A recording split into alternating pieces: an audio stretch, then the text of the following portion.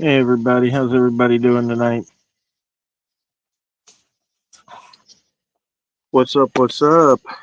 Angel, Bullies, West Side, Alley. Guys are coming in fast. Slim Jim, 2, Mike, Boyd, Jenny.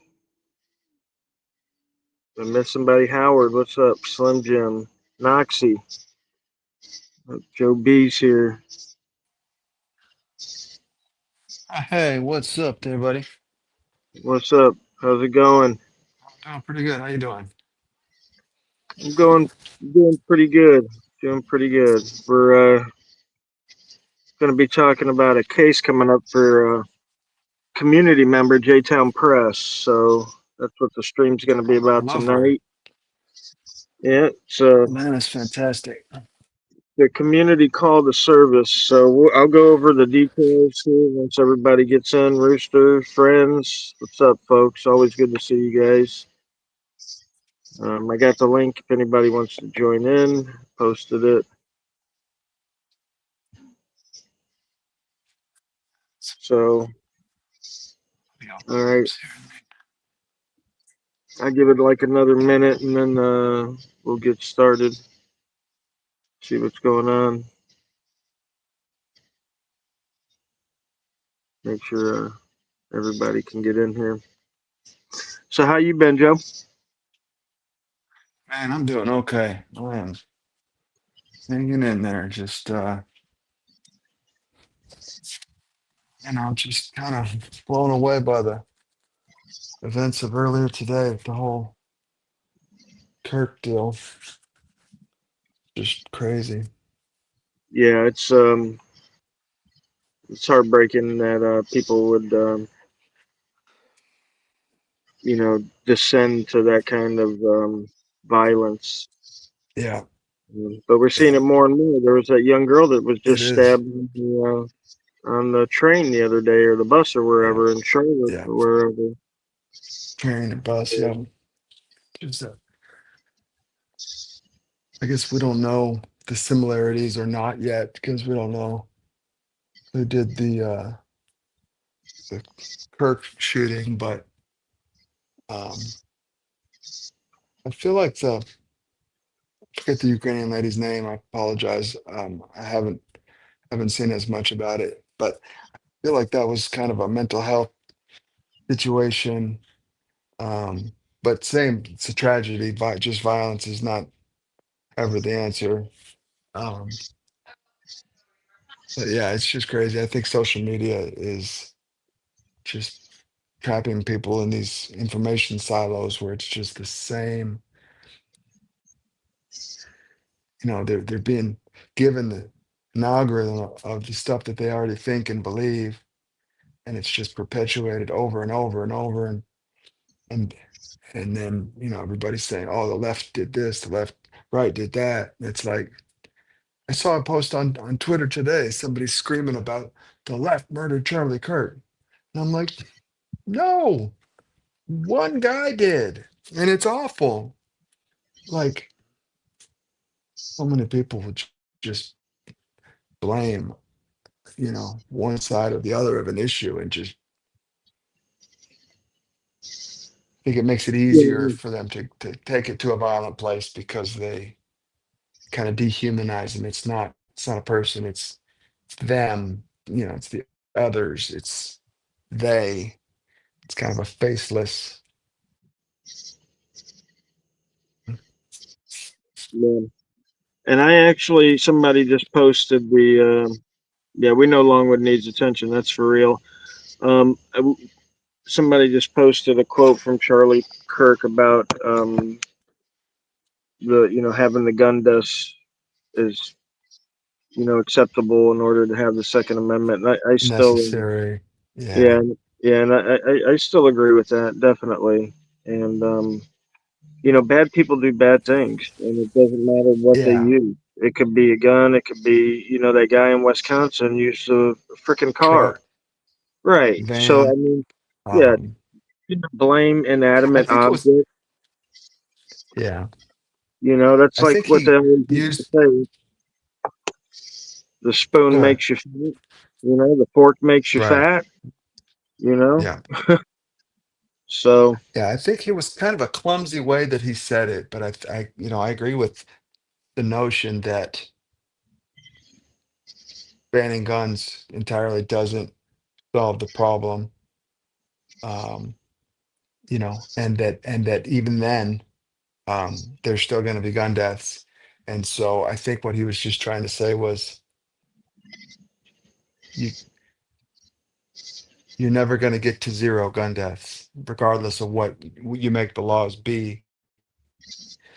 And so you just can't take away rights from millions of law-abiding people, um, to try to make something happen that's never going to happen anyway. There's always going to be some. And like you said, even if you could get it to zero, the method just changes, right? It goes from a firearm to a hammer or a truck or whatever, if the right, issue right, is right. Before guns were invented, multifactorial. right, people used to get their heads chopped off with swords and hatchets and shit. So I mean, it's always going to be there. But that's not what we're here to talk about tonight. So I don't want to get too far off the topic. Um, Yeah, yeah, yeah. No, we you're want to good. get Yep, we want to get right into it. Got some people watching, so everybody probably in the community already knows that Jtown Press was arrested in Guntersville, Alabama, at the courthouse last year with GT. I'm sure everybody probably knows that she went to court already. They found her guilty, and she appealed it, and she's going to the new trial on the 15th, which is 5 days from now. And what's going to have to happen is we're going to have to reach out and talk with these, prosecutors and, basically the prosecutors in this area because they're trying to string her up, right? I linked a video down below in the description of her update video, which goes over. It shows you the arrest, the video of the arrest, and it goes through the court filings. Um, and you'll see, as her lawyer did, that the charges that they hit her with, first of all, it's impossible for her to have violated, right? Like the interference with government operations charge. I had found a case law, and her lawyer found the same case law, but basically the case law says that it has to be some kind of physical interference, that just Right. words alone aren't going to do the job. And as we, if those who haven't seen the video but soon will, but for most of us, we've seen the video, we know that there was no physical interference on J Town's part, um, as far as going in, with the government. So, and this is really, and these are three misdemeanors, I do believe. They're all misdemeanors. But what's interesting is that they sentenced her to over a year with a mandatory 6 month sentence that would have to be done by her, day for day or whatever. She'd have to serve 6 months out of the year and 4 months, I believe it is, that they gave her, um, which is, quite frankly, a long time for a misdemeanor, a couple Oh, it's misdemeanors, especially ones that outrageous. you don't even qualify for. She, I might qualify, but she didn't do anything to violate those statutes. When you actually read the words of the statute and read the case law and stuff like that, she's totally innocent of the charges. And Was I it mean, a obviously, jury trial or no, bench it wasn't. trial that It she was was it was a convicted bench. at? Yeah, it was a bench trial, the first trial. And again, we obviously know that the just us system isn't really for us. So now the appeal is going to be in front of a jury. So it's going to be a jury trial. Unfortunately, it's in the same area, and you know how a lot of these areas are. They're kind of Act of blue. Everybody knows everybody, the prosecutor and the judge. They have tea time at the local country club. I mean, it's impossible for these guys not to rub elbows, right? Because where else are you golfing at? You know?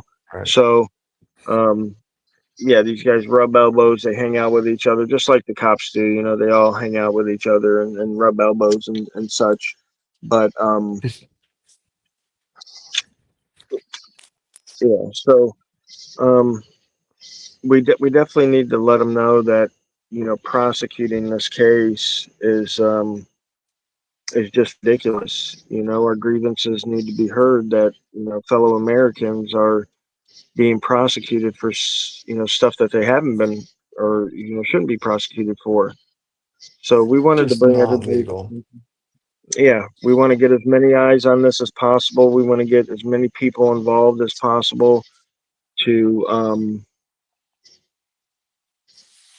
let these people know that this isn't just going on in their town, that everybody everywhere is watching this trial take place here, and we want to see just results. You know, we want the justice system to work like it's supposed to. We want the judges to obey the case law like they're supposed to. We want them to obey the statute as it's written and stop trying to finagle it to fit, some crime because they don't like somebody coming in and recording their buddy who, they go to brunch with on Sunday, shit like that. Um, That's what it's about. How can I most quickly get you out of here and get this building back to how it is on most days when there's nobody in here? How can I most quickly shut you down and get you out of here? Oh, I know. I'll arrest you for some made up stuff. right, This right. is her attorney already funded for the appeal? Yeah, she's got that all taken care of. He's a good attorney. What he's saying though is basically what we all know, and that is that she's innocent, and it's not um, the crime. It's where she's being prosecuted at. Right? Her lawyer Right. said if you were prosecuted, down in Birmingham, this case would have never even made it to court.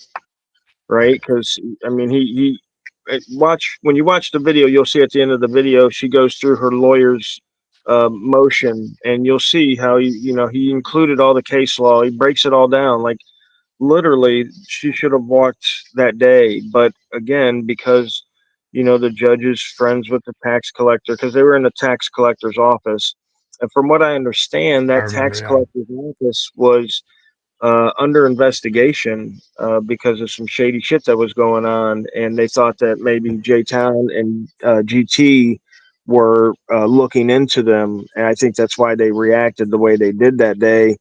Yeah. um, but regardless, um, just going around charging people for shit that don't even fit.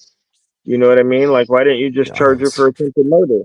Why Right. didn't you just say that she looked at you and you almost had a heart attack? What was something? Like, yeah, if you're just gonna make up shit, why not make up good shit?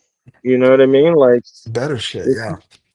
right? Like this shit's so messed up. Did I remember um GT talked to I think a sheriff's deputy from the same agency that arrested Lana, and said, "Hey, you're not going to arrest me for just filming in public, are you?" And that deputy didn't know anything about the arrest. He was just coming on or whatever, and he said, "No, I'm not going to arrest you for filming in public." Do you know if her attorney thought about maybe trying to put that video, that quick interview with the officer, in as evidence? Um, it There might sway a jury member. I don't know. It's just nuts. it might if they were to allow it in, which I don't even know if they would, but what the court always say is that whatever an officer says doesn't really hold weight as far as Yeah, the law is concerned. So like again, they find ways to squirm out of shit. yeah. just like with, probable cause. Like they can literally come up with anything. I watched a video by the civil rights lawyer one time, and he was presenting a question whether the officers had, reasonable suspicion to ID this guy, and everybody was like, "No, no way." They didn't have reasonable suspicion. The guy was just he was walking down the road in West Virginia. He was open carrying, which is legal there, and the cops Right. stopped and asked him for ID, and he didn't give them ID, and they ended up arresting him. And the court said, well, because of and here it is, right? Here's the trick: the totality, the Right. totality of the circumstances. Um, because there was a school like a block I away, and remember you that. know, Yeah, mile up the yeah, road or however far. right, right. And that's what I'm saying. Like they could say anything and be like, well, because John was over here on Friday and he got mugged by a guy that was wearing your clothes, or Black that shirt. was Yeah, yeah, yeah, right, and the same height and same build, so yeah. that gave the officers reasonable suspicion. I mean, they Oh yeah, literally make anything up they freaking want, it you is. know? It's the flimsiest. Somebody just did the same thing. Oh, there's a school up that way. There was a man walking. Forget what state it was. It was on quite a few of the channels recently. Man was walking with a mask on up to an auto parts store to get something for his truck. And they stopped him and they frisked him and they put him in the truck. And they were basically used the school. There's two schools up the road right there. And you're walking kind of in that general direction and use that as PC for the stop and frisk and detention. It's just nuts. Right. Car Thief Media just posted in the chat. He said Alabama's in the 11th Circuit, Smith v. Cumming, and I want to clarify something here because I see a lot of Smith v. Cumming in court paperwork, and it gets shot down a lot. And the reason for that is that because Smith v. Cumming defined the right in a high level of generality, right? They weren't very specific, and so Smith v. Cumming gets shot down a lot of times in cases. It's got shot down in my case, in my appeals case in Georgia for the felony. The lawyers used it and it got shot down, which I wish they wouldn't have used it. If they would have consulted with me, I would have gave them something better. But um, Smith v. Cumming applies to filming in public forums, right? It doesn't apply to filming in buildings. Smith's Right, right. was outside, right? Just like Glick was outside, just like Turner was outside, just like Yeah, Fields was outside. Fields versus Philadelphia was outside. Fordyce versus Seattle was outside. The 10th Circuit, Azeri. I don't want to mess up his name. Liberty Freaks case law out there in the 10th Azeri. I don't even want to try to pronounce his name. I know I'll butcher it, but and he's such an awesome guy. But he was outside as well. Most of the case law, if not every single one of the case laws dealing with recording, is always outside when it's talking about filming the police, right? yeah, So a lot of times when people use these cases to try to justify them filming in public areas of public buildings, or places that aren't like outside on a sidewalk, they get shot down. And yeah, what people need to realize and understand is that the right to record our public officials doesn't come from any case law.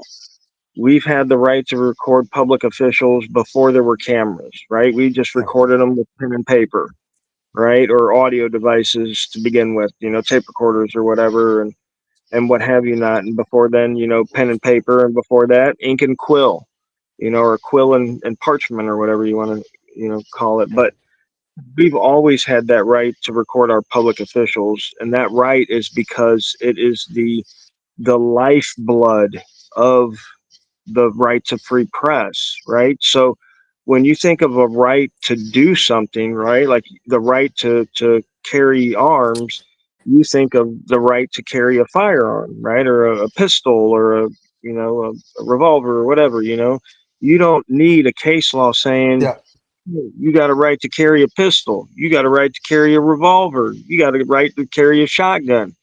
You don't need case law saying you need all those rights, because the essence of the right to bear arms is the essence, to own firearms, be it a revolver, shotgun, whatever. And the right to free press, the essence, the lifeblood of it, the whole purpose of it is to watch government officials. That's always been the case. It's never That's it. not been the case.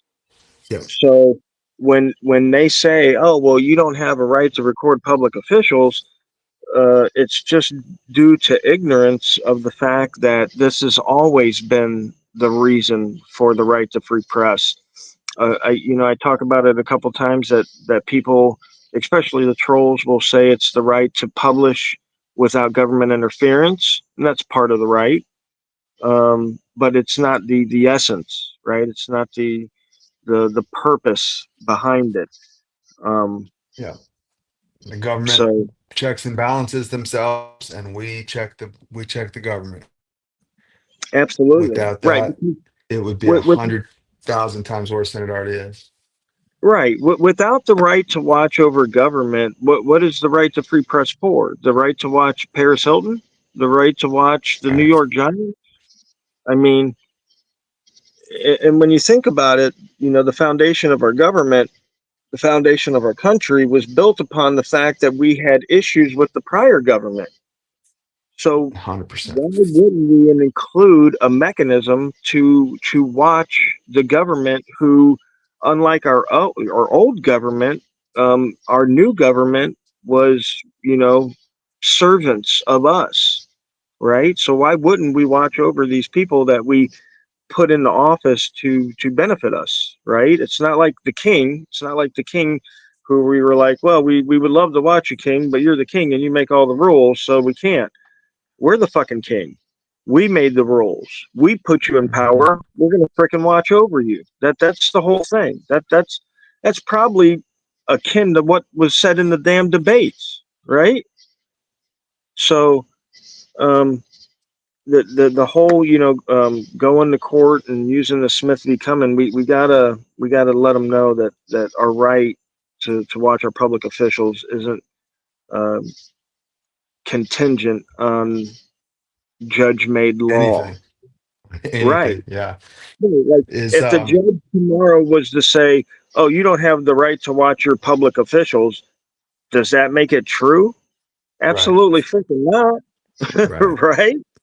So Does I haven't seen it yet. Are there contact numbers and names in the video, in the comments or info? I want to say there is, but I can't remember right off the top of my head. But Yeah, we'll um, find them. yeah, We'll I put them mean up there. it's she labels it pretty good. You know who the offending officer is and everything like that. Yeah. But I think right, I don't know if there's an actual phone number to the prosecutor's office. But again, that's who we need to get in touch with, and we need to do it in a polite way. We need to just ask, hey, you guys know that none of the crimes that she's been charged with are able to be molded to her actions, like they don't uh, conform to what the statute's saying.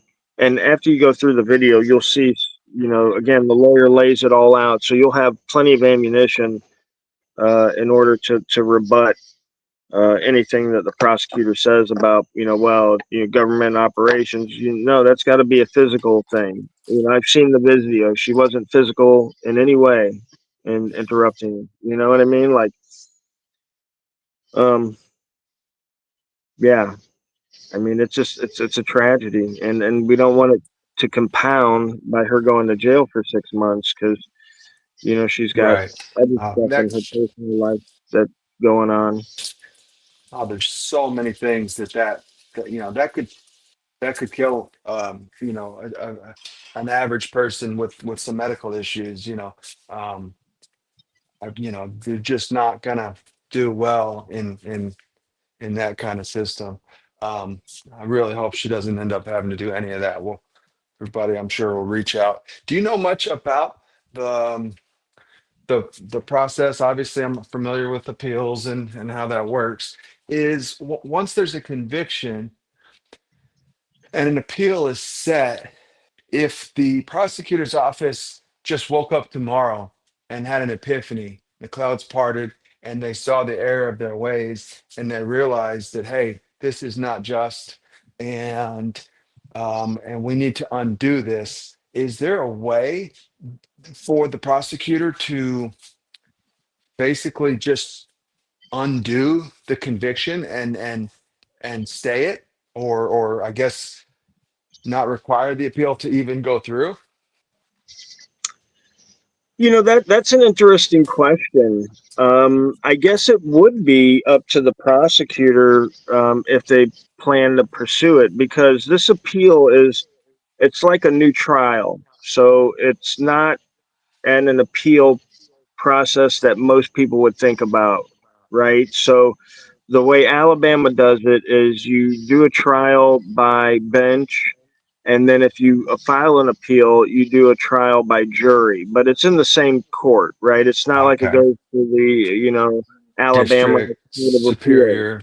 Yeah, Right, yeah. right. So, okay, so it's akin to my Social Security case where we went before a magistrate judge, and now we've appealed it, and now it'll go before a district judge, but it's in the same courthouse, right? It's going to be the same jurisdiction, I guess you could say. Whereas when most people think of appeals, they don't think it's in the same jurisdiction. It goes to a court. One appellate circuit is like three or four counties, but in this Oh, case, it's going to be in the same county where her trial was the first time. I don't think very it's going to be the interesting. same judge, but it could be. I don't know. So, um, again, like I said, the deck is they're they're definitely stacking it against her, and we want to just let people know that um, come voting time, things like this are going to make an issue when you target innocent citizens and try to um, flex laws to their behavior because you don't like what they're doing or their viewpoint or how they're presenting you. Because it's not all journalists that go into these buildings that get arrested or even hassled. It's just the journalists that won't show the government in a good light. I Right. guarantee you, if you go in there kissing ass and if your channel's all about, oh, the mayor is such an awesome guy, and look at that chief of police, what a stud. You know what Right. I mean? Like, I guarantee you could go into City Hall with your cameras all fucking day, every day, and no one would give two fucks. As You know long what I as they mean? know that they, right, that you have a short leash, and that they get to basically have editorial power over what you're saying, then yeah, they'll hell, they'll call you when it's time to do a perp walk on some poor person that just got arrested in the courthouse for no good reason. You know, and they'll Yeah, let you bring the camera in and kind of show the world, hey, we're taking care of these dangerous criminals. exactly. Yeah, it's just a farce um, that they use to manipulate people and have people think, oh, well, these guys are being fair. Look, CNN's doing an interview of the sheriff, and it's so sickening. It's sweetly sickening. Um, the depth of some people's thinking. Um, it really boggles the mind sometimes. Do you know Um, what the next step is? God forbid she loses this particular appeal. I guess at that point, does it go up to like a circuit court level, or um, right, then it would get moved out of the jurisdiction, and I'm not sure that's how Alabama does it. So, like in my case in Georgia, I didn't go to an appeals court. My appeal went directly to the Supreme Court of Georgia because it was dealing with a constitutional issue, and it was dealing with a statute that hadn't been, um, I don't want to say talked about, but, hadn't been ever looked at, as far as what I was testing it for. So that's where my case went. Now, will her case do the same? I'm not sure. yeah, So that'll be something that her lawyer would tell her about. I do know she said that, if she does lose it, she will appeal it, obviously. right. Um, So I mean, we can only hope and pray and see what happens. As far as that goes, that is 5 days from now on the 15th, which is next Monday. I know She'll I'll be in court. definitely do my part, reach out, let them know, one more person's thoughts on the matter. And I always will do it in a calm way. And I find a lot of times end up getting to talk to the person that I want to, um, just by staying calm. I think they probably get a lot of angry phone calls and maybe some swearing and this and that.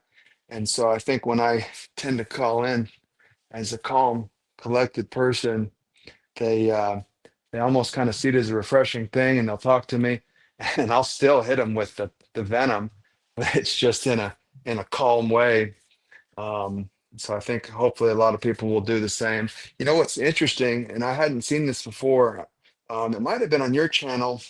I have kind of a cognitive issue where my short-term memory is starting to fail. I don't remember who posted it, but there was a video just the other day where a person was filming in the airport, and they were going up to a TSA checkpoint filming. Obviously, we all know that that's not a problem. It's right there on the TSA website that you can film it up to a certain area.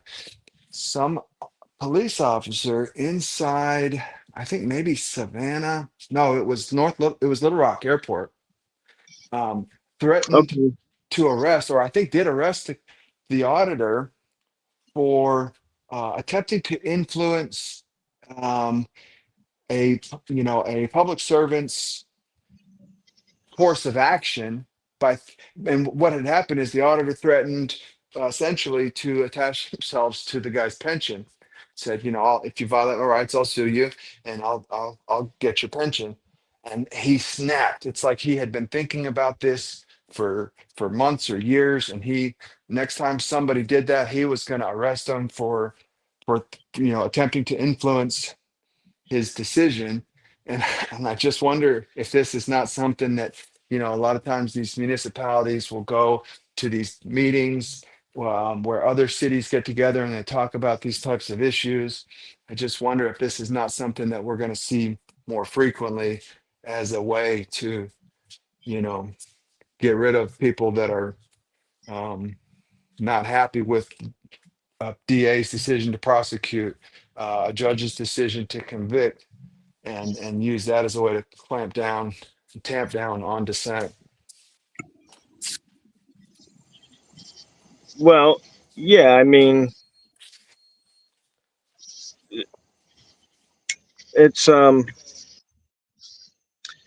it's a crazy process. I'm reading the chat here, so I kind of lost my train of thought. What were we just talking about? Oh, okay, yeah, the airport thing. That was JC News Now, and I believe it was Yeah, yeah, Random Patriot was the one that shared it. I don't know if you saw it posted on it. JC's or That's what I saw. Yeah, the Random Patriots channel, yeah, but um, again, they will attempt to use whatever law they can to try to stop you from doing what you're doing. And again, a lot of these people, these public officials, they don't even know why they do that, right? Like a lot of them don't have nothing to hide. A lot of them are nice run of the mill people that you would just run into at the store or whatever. But they know subconsciously that shit's going on, right? Like everybody knows subconsciously shit's going on. Everybody realizes that the way to deal with government is through backdoor deals and money passing hands, and everybody knows that's how shit gets done. Like I don't know anybody who would say no, the government doesn't do shit like that. Everybody knows that shit, right? But we all try to play it off like it doesn't happen when it matters to something to us, right? right. Like when you ask people on the street, does the government lie? Yeah, yeah, the government lies. Well, do you think they lied about the Constitution? No, no, they didn't lie about that. Well, what about public school? Did they lie about that? No, of course not. No, no, they. public school, that's the greatest thing on earth. Yeah, no, they really try hard there. I sent all my kids there, and they went through college, and now they're bootlickers. I mean, they're doctors. They're doctors. So obviously public school works. My son's a lawyer, so he's got to be super intelligent. um and then you see the lawyer, being like one of the idiots that are an anti-frauditor, and you're thinking to yourself, this guy considers the son intelligent. But Yeah. um, it's reinforcement, right? So there's um there's a myth that's ingrained into our society, right? And that myth is that banks loan money, right? And almost everybody you talk to will tell you that banks loan money, and they know they loan money, right? Because they themselves have gotten a loan, right? They've gotten a loan for a car, they've gotten a loan for a house, or maybe they've even gotten a personal loan themselves, right? So they know that banks loan money, but that's a myth. Banks don't loan money. They don't Okay. loan money to anybody for any reason at any time. Okay? That's just a myth that keeps perpetrating itself and is being reinforced by people when they say, "Oh yeah, they loan money because I got a mortgage from them." It's their incapacity to understand the financial system that makes them believe that, right? But in fact, a loan never occurred, right? Okay. All that happens during a quote unquote loan is that you trade a promissory note for credits to your account, Right. right? It's an accounting trick, is pretty much what it is. And you can realize this when you understand that there's only like 3 to, let's say, $6 trillion in cash printed. Okay. But there's $13 trillion in mortgage loans, Right. right? So right there tells you that over at least half of the mortgage loans are not actually cash that's being lented out, but digits on a computer, right? 100%. Right. So, it, 100%. No, yeah, you put $10 into a bank, and they quote unquote, I don't know what you're calling it, when they give out those promissory notes and promises to pay. But yeah, you put in $10 and they put 100 out into the world, and which is why if you have money in the bank, you show up to pick it up on Tuesday unannounced. You're asking for very much. They don't have it. Come good back night. next week. Good night, no name. And hey, Gio. No, you're absolutely right. It's called fractional reserve banking. That's what you're talking about. The $10 to $90 that they put out. We're on a 9-to-1 ratio, which basically means that if I go and deposit $100 into the bank, they can then loan out and will create and loan Create. out $900 Right. based off my $100 deposit, Yep. right? So, but what most people don't realize is that a promissory note acts in the same way, right? So if I fill out a promissory note for $100,000, the bank gets to enter that promissory note onto their ledger as a reserve, right? As if I just gave them $100,000. They then get to go and create and loan out $900,000, right? So, and again, they don't loan money, right? Because listen, there's only two ways that banks could loan money if they ever loan money. One way would be to use their depositors' money to loan out, right? Which is illegal, right? You can't just go loaning people's money out without telling them. And then what happens if that loan goes bad? Then they lose their Right. money. You know what I'm saying? So that's off the table. We know they don't do that.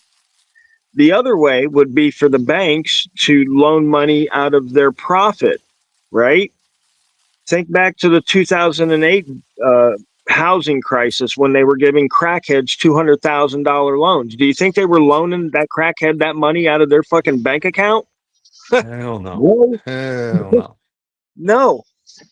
So we can see when we clear our mind and we think clearly, we can see that the system is not what they tell us, but because they have these signs that helps reinforce it to, again, people that don't think very deeply, right? They just Yeah. take shit on the surface, right? Oh, loan, yeah, I'll take a loan. Oh, you said a stack of papers in front of me for my mortgage that's 2 inches thick. Oh, that's too much for me to read. I'll hire a lawyer who just happens to be your buddy, and he'll explain it to me and tell me how it's all good, and then I'll just sign it, and I'll work 30 years to pay for a debt that I never actually incurred, right? That's how people don't think deep anymore. Listen, if you were to look at your mortgage, I don't know if you yourself have one, Joe, or if you had one, if you own your house outright now or whatever, but whoever About a does year have a away. mortgage, yeah, whoever does have a mortgage, there's two important papers in the mortgage. One being the promissory note.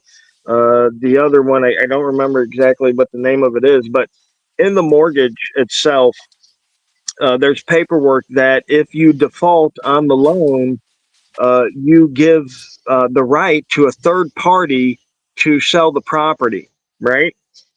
I think it's the warranty deed, special warranty deed.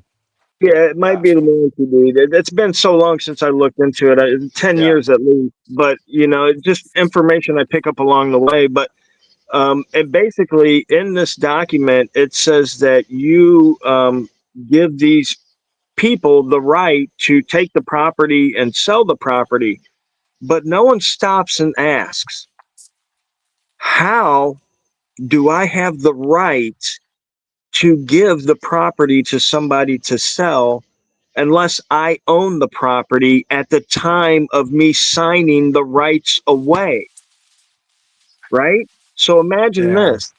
Imagine you gave somebody the right to take your neighbor's car. Do you have that right?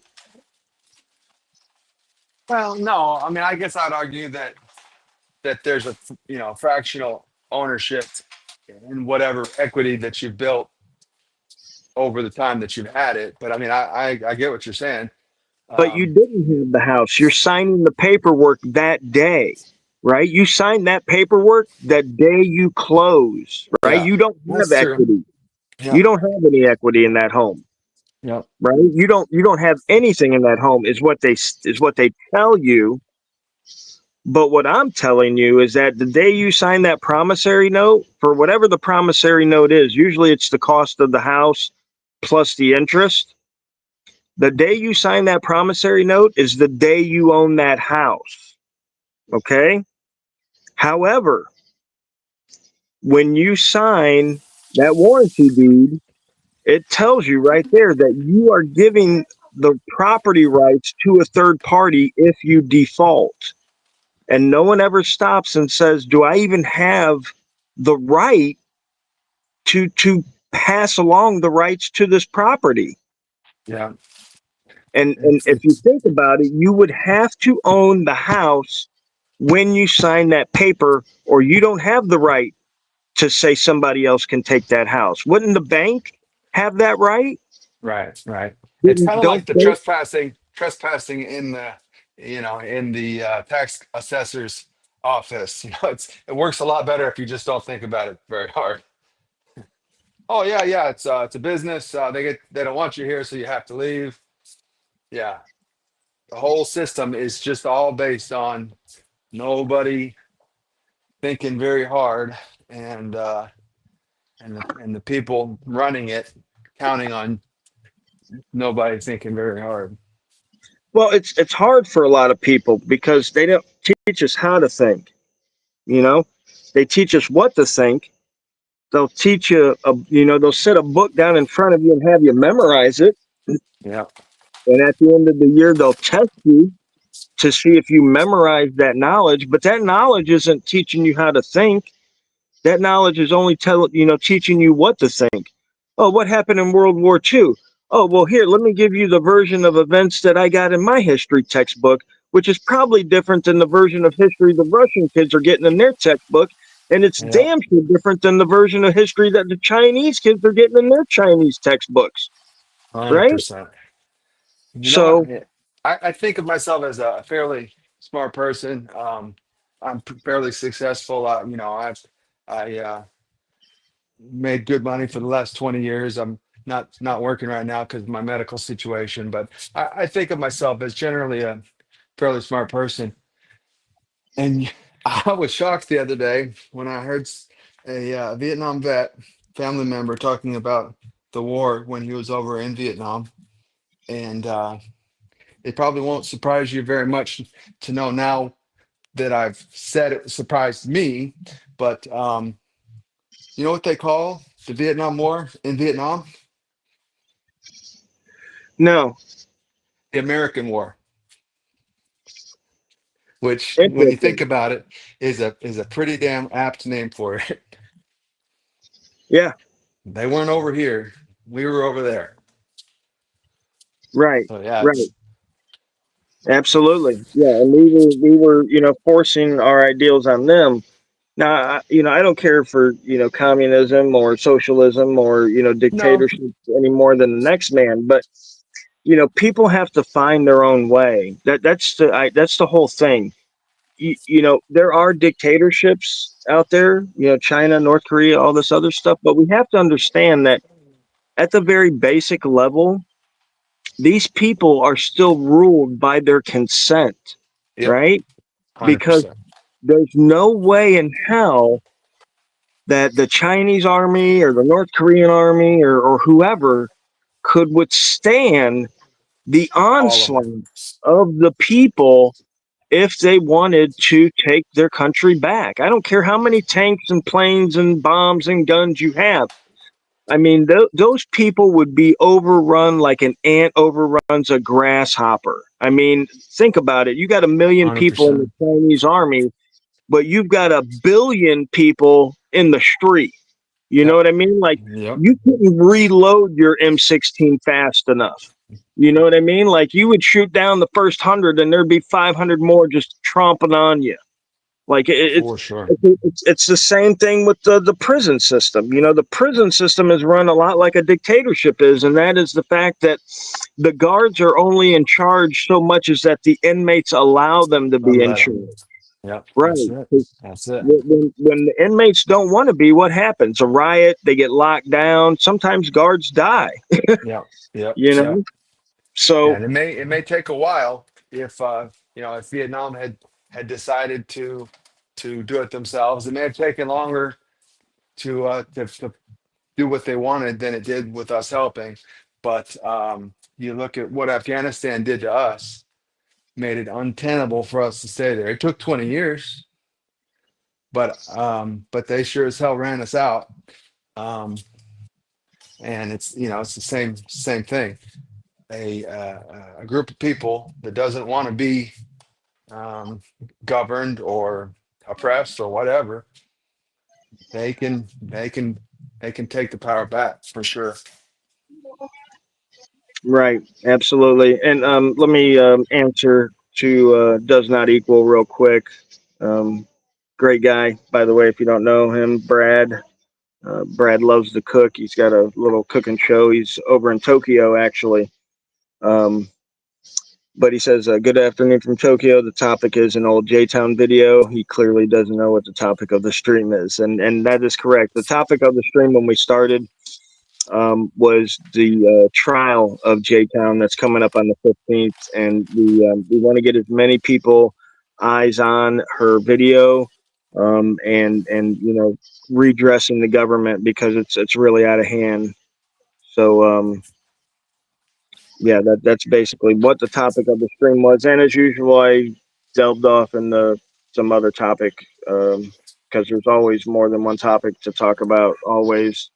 And information is meant to be shared, and people need to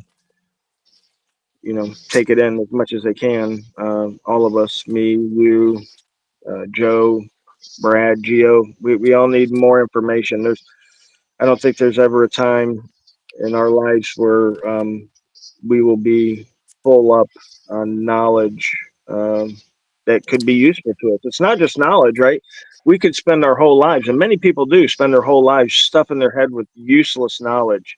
You know, quarterback information, or running back stats, or how many times Elton John farted on stage, or I mean, there's tons of 7. information that people stuff in their freaking noggins that absolutely has nothing to do with the betterment of them or the betterment of society, or anything. It's just stupid people, gathering stupid information. But I don't think there'll be a time in any of our lives when there's, we don't need, or, there's not information that's helpful to us that we can use, that we should be getting into,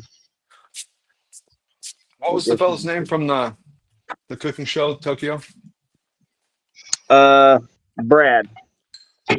Yeah. Hey, Brad.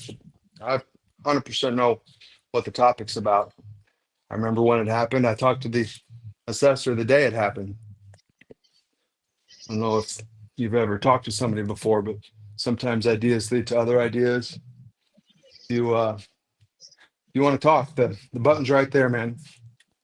Feel free to click it. He's in Tokyo. I don't. He might be able to get on. I don't know. He gets on every once in a while, but um, yeah. I mean, we just slipped in and out of a topic. We started on something, and then we got into some of the myths that are around in our culture and our society. I Um, won't keep you, man. I'm gonna take off. I appreciate you bringing yeah, this up. yeah. I hadn't literally hadn't seen that that she had even been convicted. So I appreciate you getting this back current and in everybody's mind. And I'll definitely be reaching out to some folks there tomorrow. See what we can do. Absolutely. Yeah, no, we're trying to get it out. I've contacted Long Island and Ordinary County and a couple other channels to see if they'll run the video so we can get as many eyes and as many people involved as possible. That's what the community is supposed to be for. It's supposed to have each other's backs. And again, when people are doing the right thing, I don't want to have people's backs if they're child diddlers, or acting stupid or something like that. But somebody like Jtown, who's out there working, hustling every day, doing it the right way, holding them accountable, suing when need be. Um, these things are all important. She's out there. She's doing a great job. So the least I could do is lend my support whenever it's needed. Absolutely, absolutely, you're doing it. I'm gonna head out. Hope you have a great rest of your night. Great stream. Good night, everybody, and everybody reach out and um, what is it? Gaithersburg, Guntersburg, I think, is Guntersburg. Yeah, yeah. yeah, I think that's the pronunciation of it. Again, Everybody, help everybody Lana. knows, yeah, I suck Yeah, at pronouncing stuff. So, um, everybody, give them a shout tomorrow. Let them know what your thoughts are, and hopefully, I mean, I've seen it a lot of times where enough people let the government know that they're, screwing up really bad. Almost anything can, pretty much anything can be changed when enough people explain to them how dead wrong they are about the issue. So, you guys reach out, let them know, and hopefully we can maybe avert even the need for a trial. Maybe they'll realize they screwed up. I don't have not going to hold my breath. I honestly, I hate to be negative, but I'm afraid she may not get any justice until she kind of gets out of that podunk area and into a little bit bigger, metropolitan area where some of the lawyers may have actually even left the state and done some learning, done some thinking. But absolutely. all right, George, you have a great night, bud. Thanks, Joe. See you guys. Yep. What's up, Brad? How you doing, buddy? Oh, not too bad. I it's my day off, so I decided to sleep in and apparently, missed a couple of things, your live stream, assassination in Utah. No big whoop, right? Yeah, well, you're on a different time frame, so it's only natural that you would miss some of that stuff. But yeah, coming up to speed now, the Jtown event that happened last year, she was arrested in the courthouse with GT. She went to court. She was convicted by the judge. It was a bench trial. She's Oh, wow. appealed it, and now she's going for the jury trial on the 15th, which is 5 days away. Well, basically 11 days away now because we're almost to midnight here. What was the charge? What's that? What was the charge? There were three charges actually, and they were interference with government operations, disorderly conduct, and trespassing.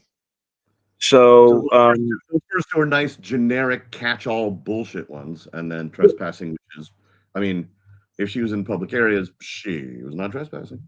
right, right, yeah, no, we know. I put the link to her update video in the description of this video, and that it goes over her video for the arrest, and it goes over the paperwork that the court talked about when they convicted her, and it also includes the paperwork from her lawyer, which when people look it over, they'll understand exactly why she shouldn't have been convicted, right?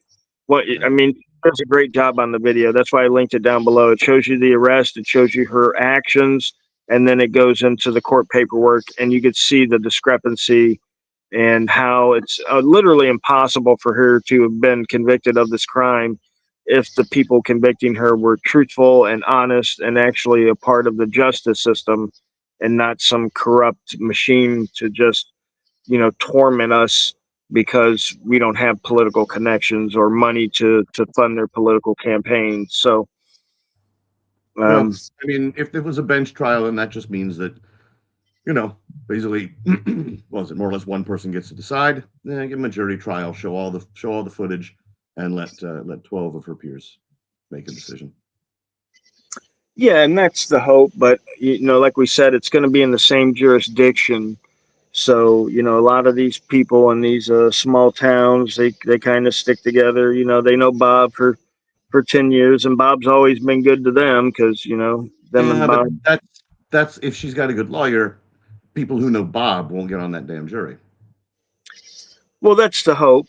That's definitely the hope. But again, in a small community, a couple thousand people, everybody might know Bob. Well, You but I know. think in that case, if they can't get enough people to hold a meaningful jury, I think they do widen the pool. Yeah, they could do something like that. I mean, but we'll see. I mean, Mostly it'll just mean she'll have to wait longer. But I mean, yeah. I think I'd rather she wait longer for a fair trial than get a speedy biased one.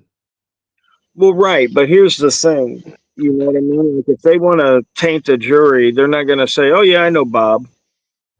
I mean, it's a system that's meant to be corrupted, and there's all kinds of ways that they can corrupt it.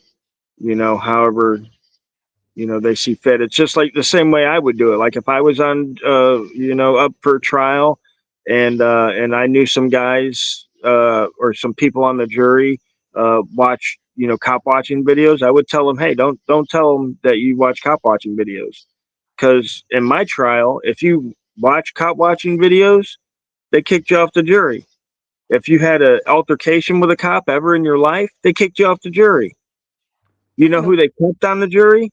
A who they? lady who, yeah, a lady who loaned her gym out to cops for free so they could exercise. That's who was on my jury. It She wasn't any of the got people that watched cop watch videos. It wasn't anybody that had a bad interaction with a cop. It was only people whose family members were cops, or like the lady who loaned her gym to cops so they could work out for free. Those were the people on my jury. Yeah, was that in a small town? Yeah, Paulding County. It's 30 minutes west of Atlanta, but it's still a smaller community, you know. Oh, that's So bullshit. yeah, I mean, listen, like I tell people, if I thought the system was just and that somebody could really get justice and a fair shake, I would have never picked up a camera. There would have been no need to, right? If I Well, thought the that's government was just and the system was just, me and you we'd be talking about your cooking show, you know. we might not be talking at all. Possibly. I mean, I this only can I only know who you are because you picked up the camera. that's right. That's right. Yeah, the community has come together over this, but when you think about it, it was inevitable, right? Because people can't allow this kind of behavior to progress forever, right? Something has to be done. I just saw a video on Facebook. I don't know if anybody else in the chat has seen it or if you saw it yourself, Brad, but it was in Philadelphia and it was some Black Panthers and they had stepped in front of some police officers and they told them that they were no longer allowing the citizens to be brutalized by the police, and they meant it. They stood up there and they told the cops, and the one guy who was obviously the dude in charge, he told all, he called them comrades. He told all his comrades, he said, comrades, he said, go down that way. And they all walked down to the end of the block. And he stood in front of like 8 cops and was like, look, I'm here by myself in front of you. I ain't scared. You fucking people ain't going to brutalize these people anymore. And that's exactly what needs to happen, right? It's again, it's like in North Korea and China. We allow what's happening to us, right? Just like the woman who stays with an abusive husband, right? We allow this stuff to happen to us, right? Just like our son or daughter who constantly steals from us and we make excuses and just keep forgiving them and allowing it to happen and stuff. People will allow this stuff to happen to us. And when it comes to a scale such as government and hundreds of millions of people, um, it's not really going to stop until starvation hits, right? There's not going to be enough people dissatisfied with the government because the government's not stupid, right? It's paying some people off. How many people work for the government now? 3 million people? That's 3 million people ain't going to go against the government, my friend. Not to mention their whole family, right? Why are they going to go against, mom and aunt Francis's bosses, right? They're the ones that provide the good life, right? They're living a good life, and it's all because mom works for the government. So why would we, have any issues with the government?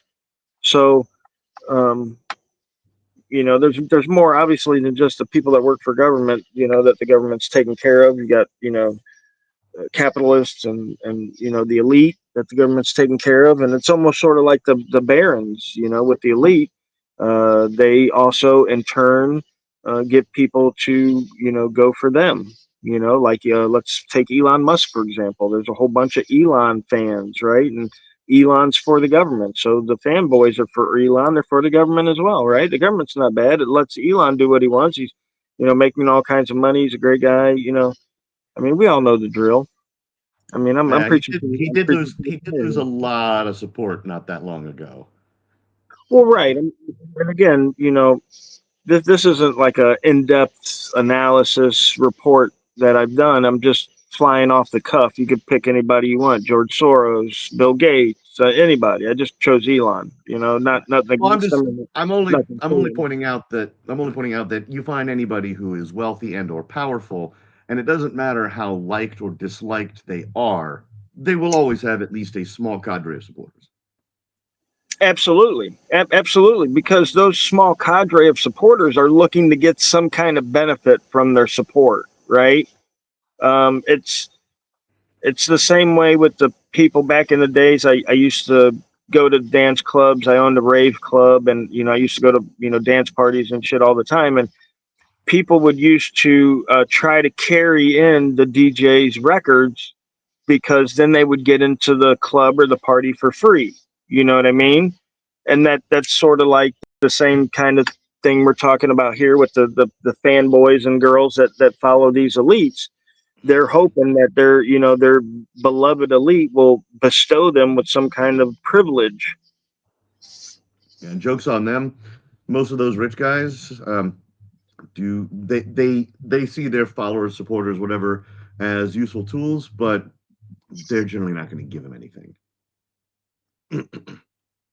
You want No, to know who gives their supporters and followers something for free every now and then for their devoted support?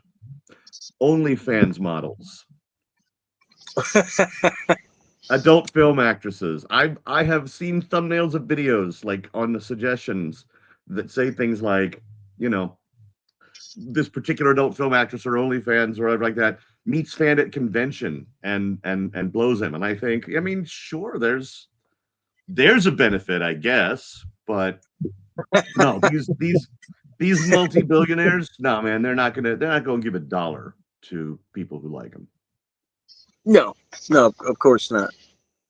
No, they are. And it's not even about the dollar. It's just about the power, the prestige. Hoping to get maybe a position in the company, a position in the cabinet. When Elon becomes president, maybe he'll make me secretary of dumbassery or something. So just looking for a way to suck off the public dime, or get some kind of benefit, like the same reason why people donate politically, so they can get some kind of benefit for their business, or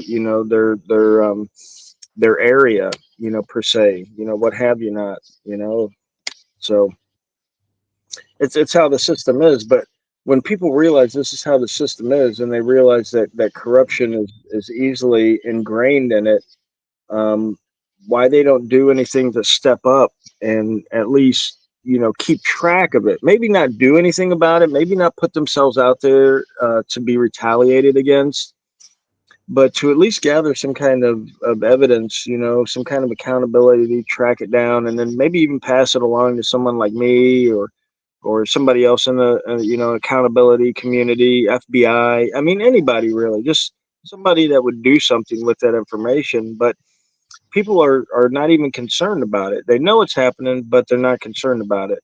The only time people are concerned about it is when it's not their party in power, and then all of a sudden they're very concerned about the corruption that's going on. But when they're guys in power, that there's no corruption, there's nothing going on, everything's above board. You know, it's just those other guys you got to keep an eye on. Those guys, they're the ones you got to watch them. Um, Yeah, I'm but, not a but fan of corruption in no matter who's running the show. Well, right, but that's just it. They don't feel they're defending corruption because their guy's not corrupt, right? You see that, right?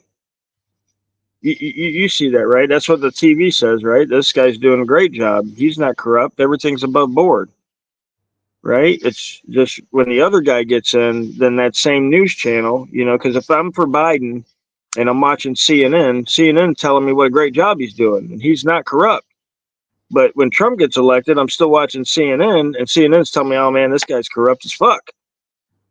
You know, so that's how people live their life, right? It's not about finding the truth. It's about finding out that you're super smart, right? That you've got life figured out, right? Everybody in the world has got life figured out. Just ask anybody what life's about, and they'll tell you this is what it's about. Ask them what the problems are, and they'll always find out it's the other guy that's the problem. It's these other guys. It's this issue. It's that issue. It's this issue. No one will ever tell you the issue's me, bro.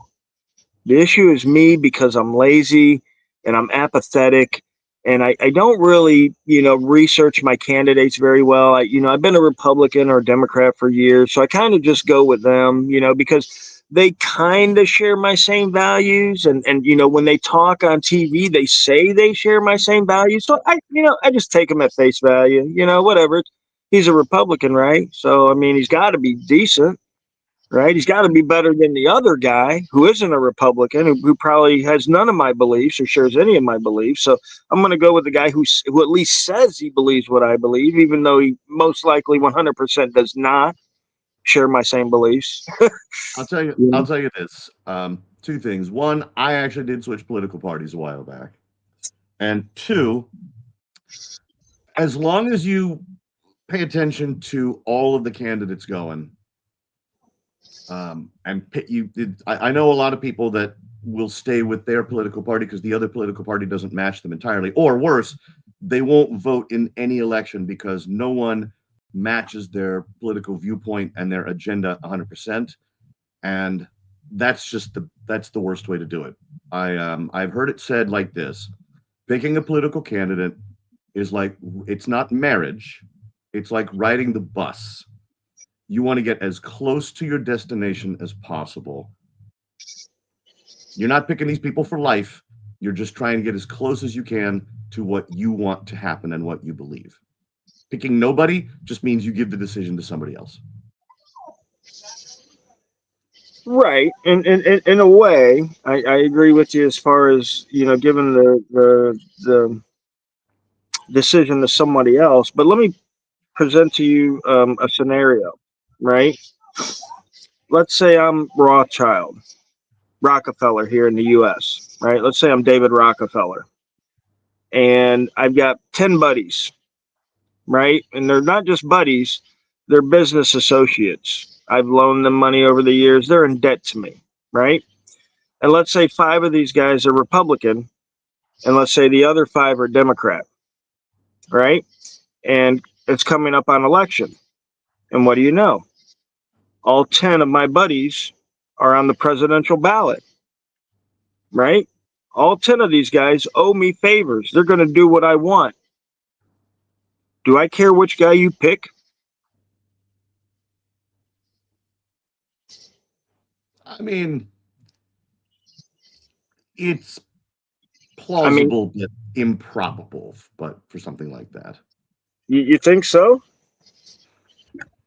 You think it's improbable that every politician doesn't have somebody hanging something over their head, be it an affair, be it, Pizzagate, be it,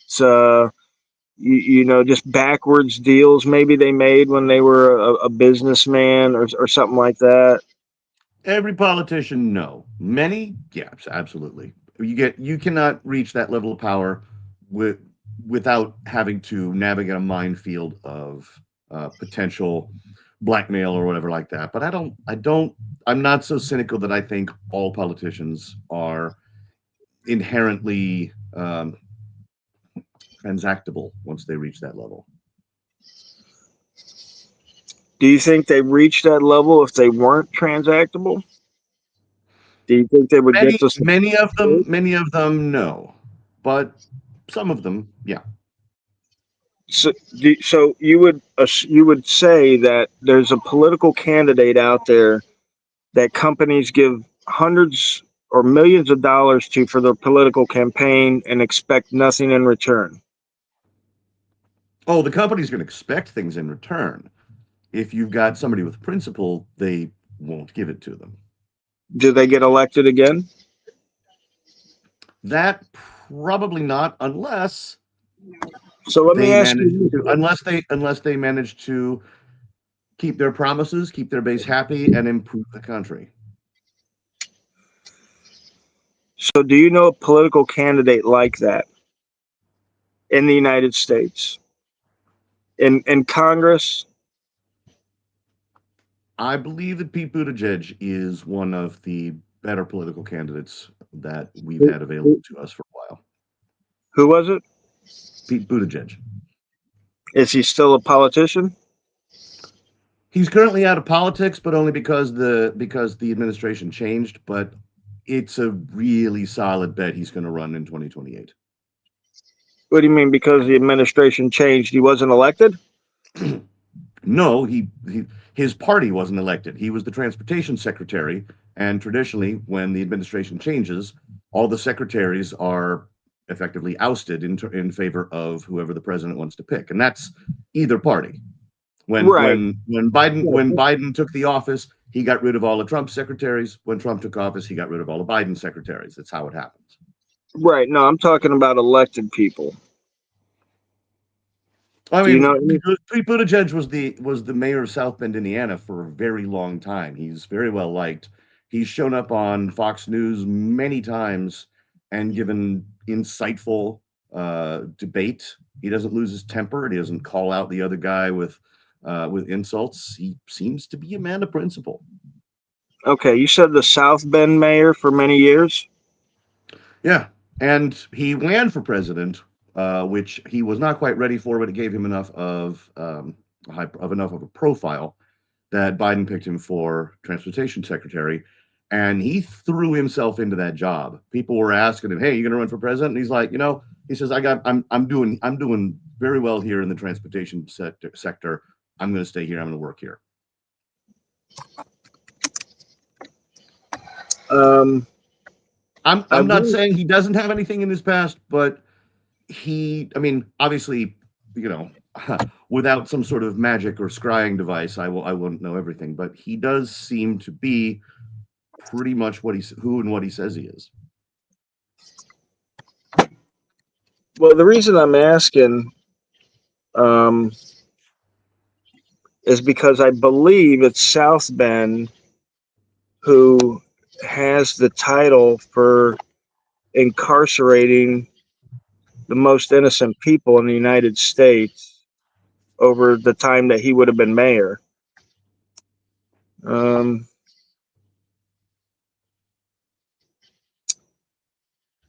See, I don't look into things quite that granularly, but there are also 50 states. right. No, well, that's what I'm saying. Like, so to me, the gentleman that you just mentioned, to me, would never ever get a look at because of the fact that he was mayor over a city that literally has incarcerated more innocent people than any other city in America, right? So he might not have been incarcerating them, but he obviously did not have a handle on his police force, right? So I don't want to put him in charge of the armed forces because if this police force was that out of control, I can't imagine what's going to happen to our military under that leadership. You know what I mean? That's just right off the bat. And again, that's just something I remembered South Bend being famous for. And when you brought that up, it just popped in my head. I just looked it up on Google. But yeah, South Bend is the worst for convicting people wrongly. And it's been The that way. problem, the problem there, though, is that again, if you're looking for a political candidate who matches, basically who ticks all of your boxes, you're never going to find one. Right, because my boxes are freedom and anti-corruption, which no candidate is ever going to appear that's not involved somehow, some way. I think it was Roosevelt that said, or maybe Truman, maybe Roosevelt. One president said, I can't remember who it was who said it, but they said that nothing in DC happens by chance. If you're in DC, it's because that's the way it was planned. None of these people get to that high level and get the kind of financial backing from people that only back corrupt people just because they like their stance, right? There's 50 other people that'll say exactly what they want them to say for their political contributions. So there's no way that these people, especially these people in Congress, 15, 20, 30, 40, 50 years, you can't tell me that a motherfucker is that likable. I don't give a fuck who they are. You could be Eddie Murphy. You could be Michael Jordan. You could be fucking the most lovable guy in the world. That's not lovability, though. That's establishment. That's a lot of what you're saying, but also people don't like change. I mean, look at somebody like Mitch McConnell, who is finally stepping down just because he was starting to glitch on air. But the people back home like what he does, and enough of his constituents are willing to stick with him than change to somebody they don't know. It's the devil they know versus the devil they don't. Or they just agree with him 100%. Possibly. Or there could be, hacking of the voting machines going on. Like, I know we speak in certainty that, like Mitch's constants or, his constituents are really happy with his performance, but none of us have actually polled his constituents and found out if they all really like him. right? The word you're looking for is constituents. Thank you, Brad. You know I love you, brother. But Well, hey man, do if I you were to see say something wrong or mispronounce something, I would expect you to immediately smack me with a correction. In fact, I would be unhappy if you didn't. well, I have a terrible time pronouncing stuff. But again, that's part of my lovability. My wife doesn't say, but I say it and act like it was her that said it. Um, but but what we're getting is we're getting secondhand information, right? Just like our voting is secondhand information. So when we see polls in the news, oh, Mitch McConnell, they love him where he's at, and his constituents love him, and look, he got a high numbers in the poll. Well, who conducts those polls, right? Like, we're taking other people's words as facts, and we're not um, you know debating him at all. We're just saying, well, yeah, Mitch is in office for 30 years because people there love what he does. Well, how the fuck do we know people love what he does? Oh, because the news told us. Oh, Well, the okay. problem with that though is that unless you go and conduct your own personal poll, and by the way, and have your questions properly vetted so that people know that you're not asking anything loaded or biased, you can't know. But because of the sheer weight of the American government, it's it's impossible to hit everyone everywhere in the country to find out for yourself. So you do kind of have to entrust that to groups. Right. Ideally go with independent groups that either both parties agree with or both parties equally dislike, because then you can kind of assume that they are a lot less biased. Right, absolutely. And here's the thing again, like I was saying, that we have to take other people's words for. Hopefully that won't be the issue much longer with blockchain technology. We'll be able to vote on blockchain and do polls on blockchain and actually get real results that are verifiable and not being able to be manipulated one way or another. But again, there's lots of ways to manipulate even people saying that they like what you're doing. Let me give you an example. Mitch McConnell, we are talking about Mitch. Let's keep up with Mitch, right? Mitch manipulates the Congress to bring jobs to his area, right? Aerospace jobs, whatever kind of jobs, right? They call it pork spending. I'm sure you know Oh, I that. know. Man, I'm from West Virginia. I am very well versed in the whole pork deal. I mean, Okay. well, So we've you had plenty of pork. right. You would agree then that Mitch or anybody in government can sweeten his followers or his I'm not even going to try to say the words you said it earlier, constitution, Constituents. constituents. Thank you. There you go. I'll say it when I hear it. But okay, so he could sweeten that pot by robbing from me down in here in Florida to give tax money for me in order to fund a Air Force base in his district, right, which will provide 50,000 jobs, and that'll make his constituents super happy, right, because now they're working, right? But it's going to piss me the hell off, right? Because you just took $25,000 or whatever that I have to pay over 10 years or whatever the financials may be. But what I'm saying is that there's ways that these people can manipulate even the polls, right? Oh, there's a poll coming up, Mitch. Okay, well, I'm going to announce that I'm bringing in 10,000 new jobs, and we just signed a contract with Ford, and or whatever it is, or I got some pork spending. We're going to do what's one of the famous tests they like to do? Cow flatulence, how cow flatulence affects the ozone layer. You know what I mean? And I'm going to give farmers in my area $10,000 a piece this year just to have them sit out and count how many times their cows fart or something. You know what I mean? Like, there's all kinds of ways to manipulate that data as far as if Mitch is doing a good job or not. But I My mean, that's it's almost impossible to get 100% bias-free anything in any country, not just in the U.S. Right. And I'm not saying that we need bias free information. We just need to understand that the information we're getting is biased, right? That's the whole point. Like, you're absolutely right. Unless I go there and take a poll myself, there's no way I'm going to know. But if I realize that the information that I am getting is probably biased, then I can also realize that Mitch probably isn't doing that great of a job, right? He might be paying off his constituents with jobs sucked out of other people's taxes, and that's, inflating the numbers for him. But again, and he might be saying stuff that there's, the people in his area want to hear. If he's and I don't know Mitch McConnell. Again, I don't get in politics. I don't know if he's a Republican or Democrat. And people might be McConnell, pissed at me about it, but the way I look McConnell's at a, it is McConnell's a very old Southern Republican.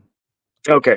See, the way I look at it is that I don't condone bad behavior, right? So I know a lot of people say, oh, if you don't vote, you don't get a say in how the government's ran. And I 100% am against that. If I finance the government, I'll fucking say whatever I want about how they run shit. Doesn't matter if I vote or not, right? You're taking my fucking money. I get to say something. That's the bottom line. I don't care if I voted. I don't care if I called into American Idol. I don't care if I texted into fucking Survivor, the last Bachelor, whatever. You know what I mean? Like, I'm paying money to support the country, then I'm going to voice my opinion. But it doesn't mean I'm going to condone bad behavior. And it's all bad behavior, right? One only needs to look at the debt that we're in year over year to understand it's bad behavior. And it's not just bad behavior by a certain party or a certain representative like Mitch or Graham, Lindsey Graham. I know that name, or the chick out in California, Feinstein, or whatever her name is. But it's not tied to just one person or one party. You can see over 100 years that these people constantly spend money that they don't have. We go into debt every year for 100 years. This isn't just one person's bad physical mismanagement. This isn't just one Congress's bad, physical mismanagement, or one party's bad physical mismanagement. This is an orchestrated, carried out plan to bankrupt the currency system, our fiat currency, right? It's no different than if you gave a crackhead a black card, an American Express black card. You gave that crackhead that card knowing damn full and well that it would be charged up and never paid back, right? And that's pretty much what we've done with our economy. We've given a crackhead our American Express black card, knowing that they're going to charge it the fuck up and never pay it back. And we're going If to you're, be by on the way, the. if you're curious, um, the federal budget was balanced and some of the deficit was erased under Bill Clinton, believe it or not. I do not believe it, and I'll tell you why. Because that was figured out using the debt to GDP ratio, and it was not actual debt. So if you look at the chart of actual debt, not debt to GDP, you will see that in his best year, which Clinton was better than almost all of them, but in his best year, he only borrowed $18 billion. That was his best year. Now, with some management looking around with the debt to GDP ratio, it looks like he didn't borrow money. But there's only been 4 times that the debt's been actually paid down, and those were in the early 1900s. Every year since, I'd say, 1930, we've borrowed money every single year, every year. Well, part of And that is that since the early 1900s, the debt has ballooned so much that a lot of what we're paying down is just the interest. well, right, and the debt didn't really like start to take off until 1971. If you look at a debt chart, like hold on, let me see if I can pull one up here. I'll see if I can. It's clear, by the way, that you and I approach government in very, very different ways. Absolutely, but you know what? This is the great thing about it, is that we can discuss things in an adult way and see where we differ and see if we can come together on issues. Whereas most people, they just say, well, you think a different way, so I'm not even going to listen to you. You know, um, we have to listen to each other. We have to, um, see, because none of us know everything, and we're all biased, right? Every one of us is biased. Well, Um, I mean, I have my biases. I can explain my biases, but yes, I am biased. I'm not going to say I'm not. right, right. So, okay, so I'm gonna see if I can bring this up. Hang on. For some reason, my shit's acting slow. Let's see. I'm Sorry, gonna man. visit.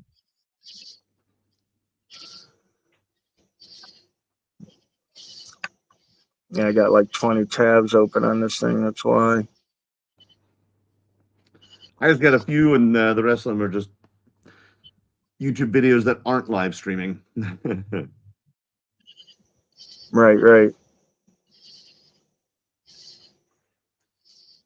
I can hear Okay. that. I can hear that Florida, the wildlife, nighttime wildlife back in the back. Oh yeah. Hmm. That we're out pretty much in the woods here. So, and I'm on my back porch. Nice. Um, yeah. What's temp? What's temperature down there right now? I think it's in the low 70s, maybe. I mean, I'm sitting outside without a shirt on, so it's in shorts. So, 73 degrees. That's what it is. Man, you guys, even Florida has cooler weather than we do here in Tokyo. I swear to God, man, the day I left, it was evening, and this has been it's coming up on 2 weeks, and it was like 72 degrees outside. And I get back to Tokyo, and the high that day was 100 degrees before factoring in the heat index. All right, so I brought up the chart here, and you can see um, the level of debt, and it's in trillions of dollars. There's a better one online.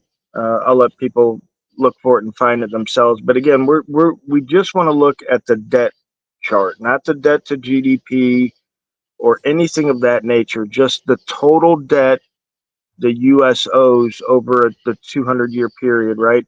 There's a What's chart that that? goes What's back that? What's that flat spot there? What is that? 98 to like 2002. It kind of levels out there for a second. from 92 to 2002. 98 to 2002, it looks like. It's kind of small on my screen, but yeah. Yeah, right What's there. yeah, that little flat spot. That we need more of those. Yeah, but and again, even during that time, I think, well, yeah, right at the end here where my cursor is, I don't know if you can see it on there. That's right about the end of Bill Clinton's run there.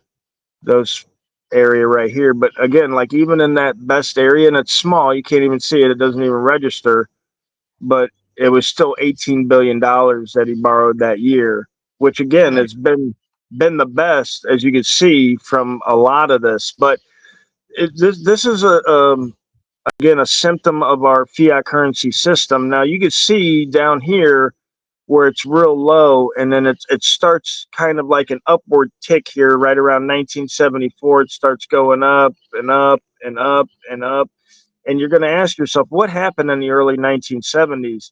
In 1971, Richard Nixon closed the gold window, which made our currency 100% fiat currency.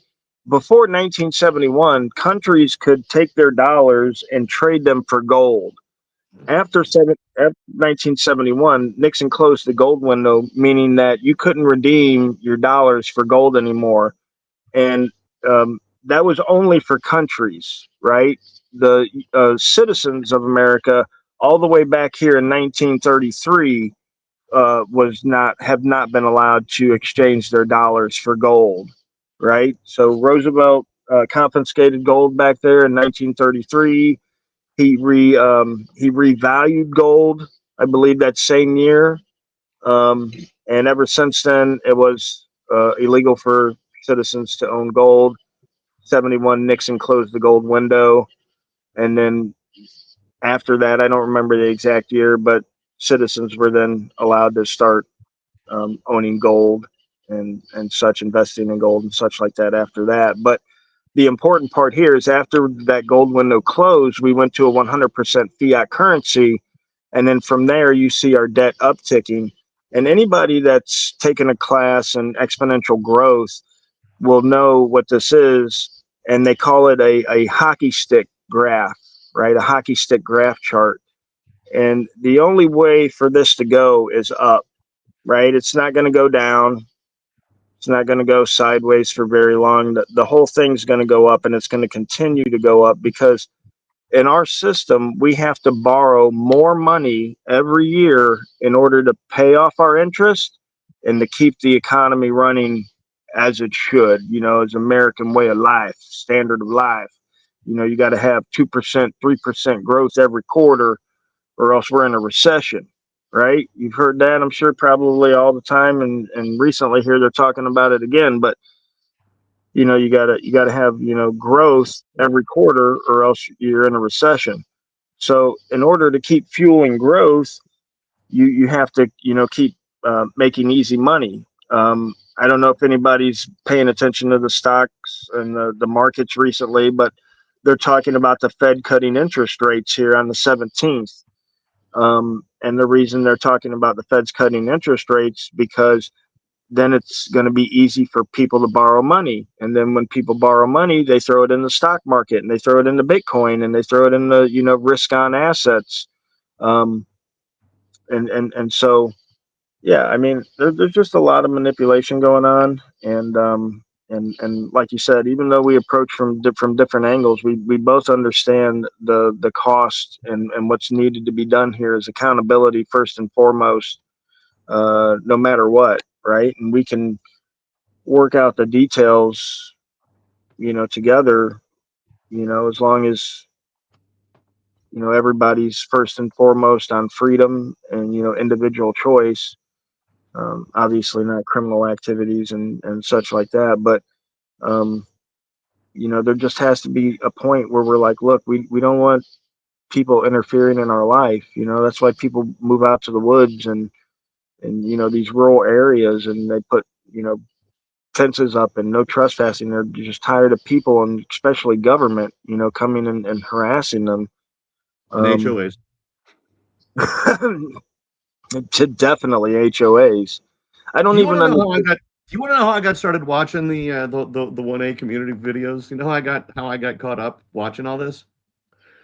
It wasn't long after I moved here. I was bored. I was just watching, videos on YouTube. And of course, YouTube tries to show you more of what you're watching and then try to branch you out. And there was this reporter out in, I want to say California. And he would basically just post up in areas where people were running stop signs or changing lanes illegally or just basically breaking traffic laws, but like everybody all day, every day. And he would just record it and narrate it. And I think he was calling something like people behaving badly. And it was great stuff. And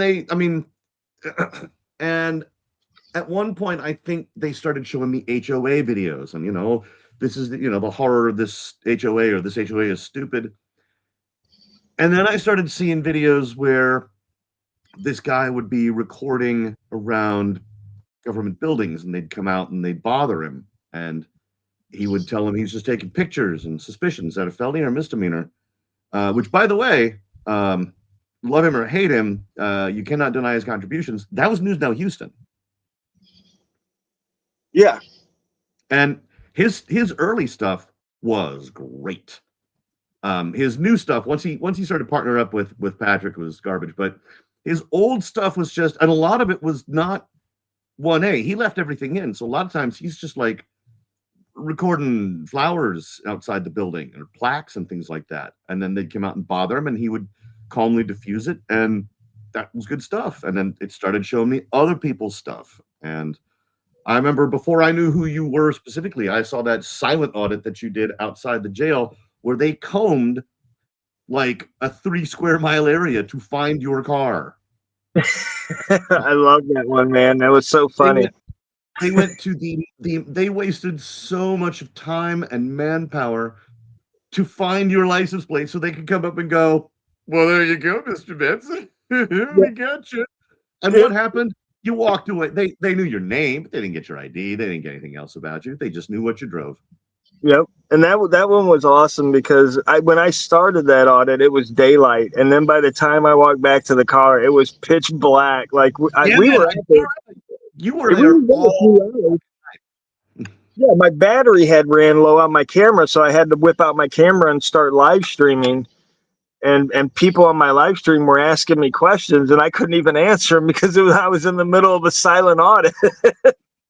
Yeah, no, that was see what I mean. But I started seeing that's when I started seeing a whole lot of audits, and I just started watching those. So I have no idea what happened to the people behaving badly. I know they lured him out to Arizona for better money, and he didn't like it as much, and he went back to California, and I think they canned him after a year, and I think he decided to go independent.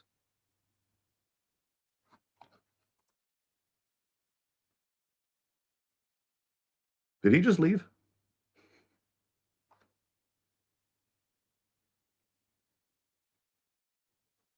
Hello?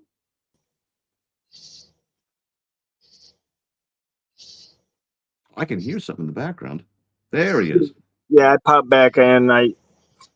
Something happened that popped me out real quick, but I popped back in. Yeah, Yeah, no, but I mean, like I say, the people behaving badly guy, I think, decided to move to doing his own show, like basically independent rather than relying on a news network. Because he was with one of the local news networks, but I think he's gone independent. A lot of the people who used to work for news media have realized that they have a lot more control over this stuff if they go independent. well, absolutely, because there's only so many people that control the whole media empire. So all their stories have to be ran through their editor. They get to tell them, what they can or can't say, or God forbid if you're doing a story against the government, they'll squash that shit. So Also, there are the number of people who have been fired for misconduct, and those guys have really not a whole lot of choice. right, those guys too, absolutely. Tucker Carlson, Don Lemon, Chris Cuomo. I mean, all these guys, and these are guys from both sides of the political aisle, and they've all been canned for misconduct, and they've all had to go to independent. Right, and again, that's why I never watched a lot of that stuff to begin with. I don't watch the news. I see news on my feed here and there, like on YouTube or on Facebook when I'm on Facebook chatting with friends or whatever. Like you could probably pull down that big debt thing. It's a big bright white thing. Yeah, I'm sorry, I'm killing you. Hold on. Yeah, it's late at night. I'm outside. This shit's killing me too. That's I figured, man. It's daytime here, so it's just like I was just trying to figure out my head up, but all these people, everybody else in the stream is probably sitting there in the dark with that thing blasting in the face. Yeah, like what the hell? But yeah, definitely. For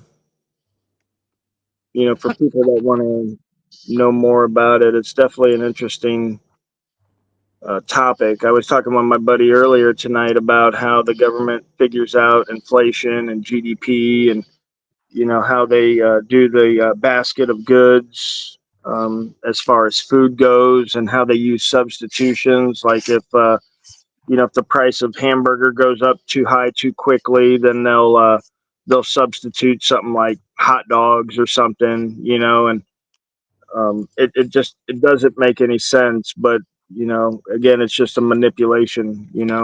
So it's what we have to deal with. Always being lied to, always being manipulated to think something that's not true, or um, is different than it should be. Inflation numbers are just one right off the bat that most people, um, even the slowest among the society can realize that inflation is more than what they're saying just by going to the grocery store. Like you're telling people inflation's only 2 or 3% a year, and you're looking in your cupboard and you're saying, well, shit, I paid 30% more for peanut butter this year than I did last year, and I paid 50% more on eggs, and these are all things that people that are listening to right now could understand, because this is something going on right now here. And I don't know in Tokyo what the prices of eggs are, but the prices of eggs here skyrocketed over the last 6 months. You know, Yeah. I and uh, I was back in the U.S. for basically the month of August, and yeah, shit's gotten significantly more expensive in the last few years. right. So, and what they do is in order to keep that inflation number low, they just leave that shit out, right? So a lot of the people that I talk to involved in economics, they have a joke about inflation, saying that inflation isn't very high unless you eat or go to the doctor, or if you drive anywhere, right? As long as you don't eat or drive anywhere or go to the doctor, then inflation isn't very high. Which But I have no idea who you're talking to that's saying inflation isn't high. Everything I have heard and all the people I speak to say that inflation is unpleasantly high. I've not heard anybody trying to claim that it's not high that isn't in the government. well, I And by mean, the way, and I don't want to throw out politics too much, but that isn't in the government on the right. And even some of those guys are absolutely pointing out that inflation is too high. I don't know if the inflation numbers came out today, PPI, and it's under everyone's expectations, right? They expected it to be, I think, 2.6, and it came in at like 2.3, stuff like that. But I mean, it doesn't matter what financial program you watch, whether it's on CNN or Fox News or MSNBC or whatever news channel you watch their financial thing, and they'll tell you inflation is under 3%, right? Um, which generally accepted is low, right? That's what any economist will tell you. Go to economists and say, "Hey, is 3% inflation low?" Yeah, that's low. You know, is 8% inflation low? No, that's not low. So what they do is they say inflation is low by leaving out shit like rising prices of eggs or hamburger or whatever it is that they leave out. They call it substitutions. That's if you look up substitute if you Google substitutions and inflation figures, it'll tell you how they use it to manipulate it. So I think the they big leave it problem, though, is that it doesn't matter what the inflation rate is. If wages and salaries are not moving at least a reasonably proportional rate, then it becomes unsustainable. I mean, effectively in the U.S. and I mean globally, because prices have been going up here too.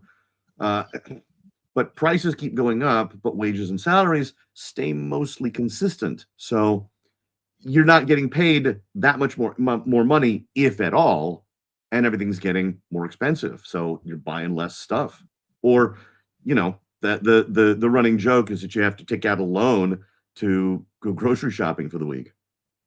right, and debt per person is in an all-time high. Credit card debt, college debt, which just topped 1 trillion these last few years. Credit card debt, I believe, is over a Yeah, trillion. I was a big fan of student loan forgiveness, and that shit got shut down. Well, right, the banks are. I don't think are going to let that happen. I mean, It just like, wasn't it wasn't the banks. what do you mean? Who was it? Biden wanted to give student loan forgiveness, and pretty much everybody on the other side of the aisle said, "No fucking way." Probably because they are funded by banks. Maybe so, but it might have gone through, but it's not going to. At least not maybe not in my lifetime. Yeah, yeah. I Right. mean, Jokes on the government. I have no heirs, so they can eat my debt, I guess.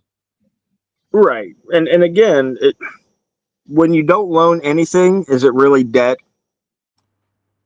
Right? If they went if you went and said, "Hey, I need some money for college," and they said, "Okay, we're going to loan you 50 grand. It's in your bank account. You can go spend it now." and all they did was type 50000 on a computer, are they really out anything if they lose your debt? Well, I mean, it's not going to hit them that hard. Canceling student loan debt would have been a really good thing for a large number of people because American universities are just too fucking expensive. There are countries out there where university is free or at least significantly cheaper. I don't live in one of them now, by the way. I think university here is pretty expensive as well. Yeah, but don't they recoup those costs by taxing the shit out of their citizens at like a 60 or 70% rate? Isn't that the same thing as like free healthcare? I don't know, man. Like, That's the problem, is that there are so many aspects and facets of government that if you want to be an activist, you cannot do it all. You have to pick one, which is why the 1A community has um, they've picked a good one: police reform. right, right, absolutely, absolutely. I mean, pick something that you think you can change. Right. Pick something that you're strong in, that you're knowledgeable in, and then go with that. Right. Just like you won't see me out here at veganism or anti-veganism or any kind of other activism that doesn't No, actually. you yourself are not, you are not, I would say, equipped to say combat racism. It's not that you couldn't. It's just that I think there are people out there who are probably better equipped to go after racism, to go after gun reform, to go after the healthcare industry, to go after lowering taxes and inflation and increasing wages and yada yada yada. But Exactly. the good news is that there are countless activism groups out there that work toward those ends. Exactly. By the way, if you want to know one more politician that I actually like, and I think that he is exactly who he says he is, and if you've seen footage of his old cable access TV show from Connecticut, you realize his message hasn't changed in the last 5 decades. It's Bernie Sanders. Again, love him or hate him, he has a clear idea of what he thinks should happen in the world, and that message has not changed. And until he wrote a best-selling book, he also wasn't rich. He wrote a best-selling book and suddenly became one of the millionaires, and that he used to sort of talk down at. And he's like, "Oh shit, my book did well, and now I have money. Fuck." But he's an old man now. I think he'll probably donate to charity or give it to his family or whatever the fuck. I don't think he has any. I don't think he has any political family.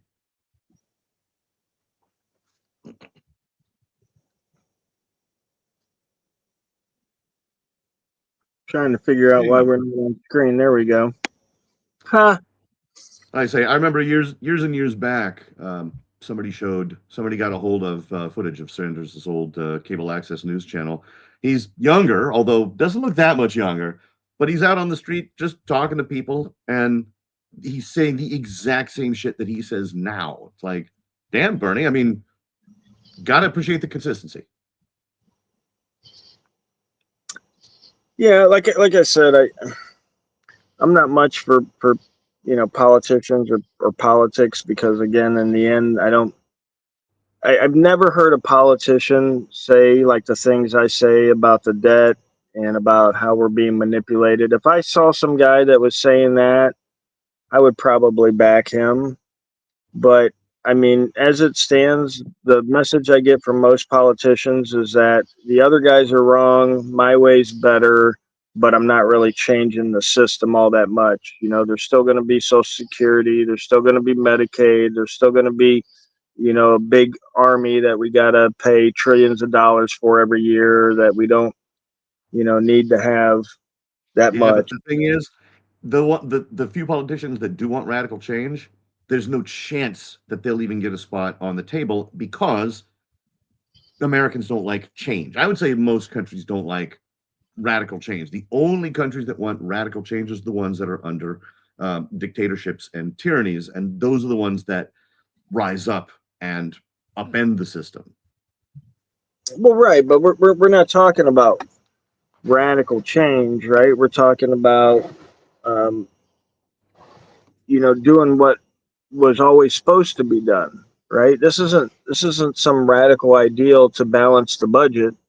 It's not some radical ideal to not borrow more money than you take in, right? I'm not The when only I say radical, I don't mean like extreme. I mean radical as in like something more than minor changes. If things are going to change in the US, I think they're going to have to change gradually and over the course of multiple administrations.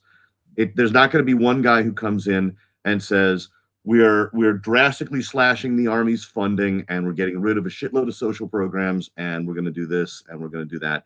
It wouldn't happen because first of all, no one branch has that degree of power. But second, if they were on the campaign trail saying they were going to do that, they wouldn't receive enough backing. Change is going to have to come slow because it came slowly and it will have to go slowly.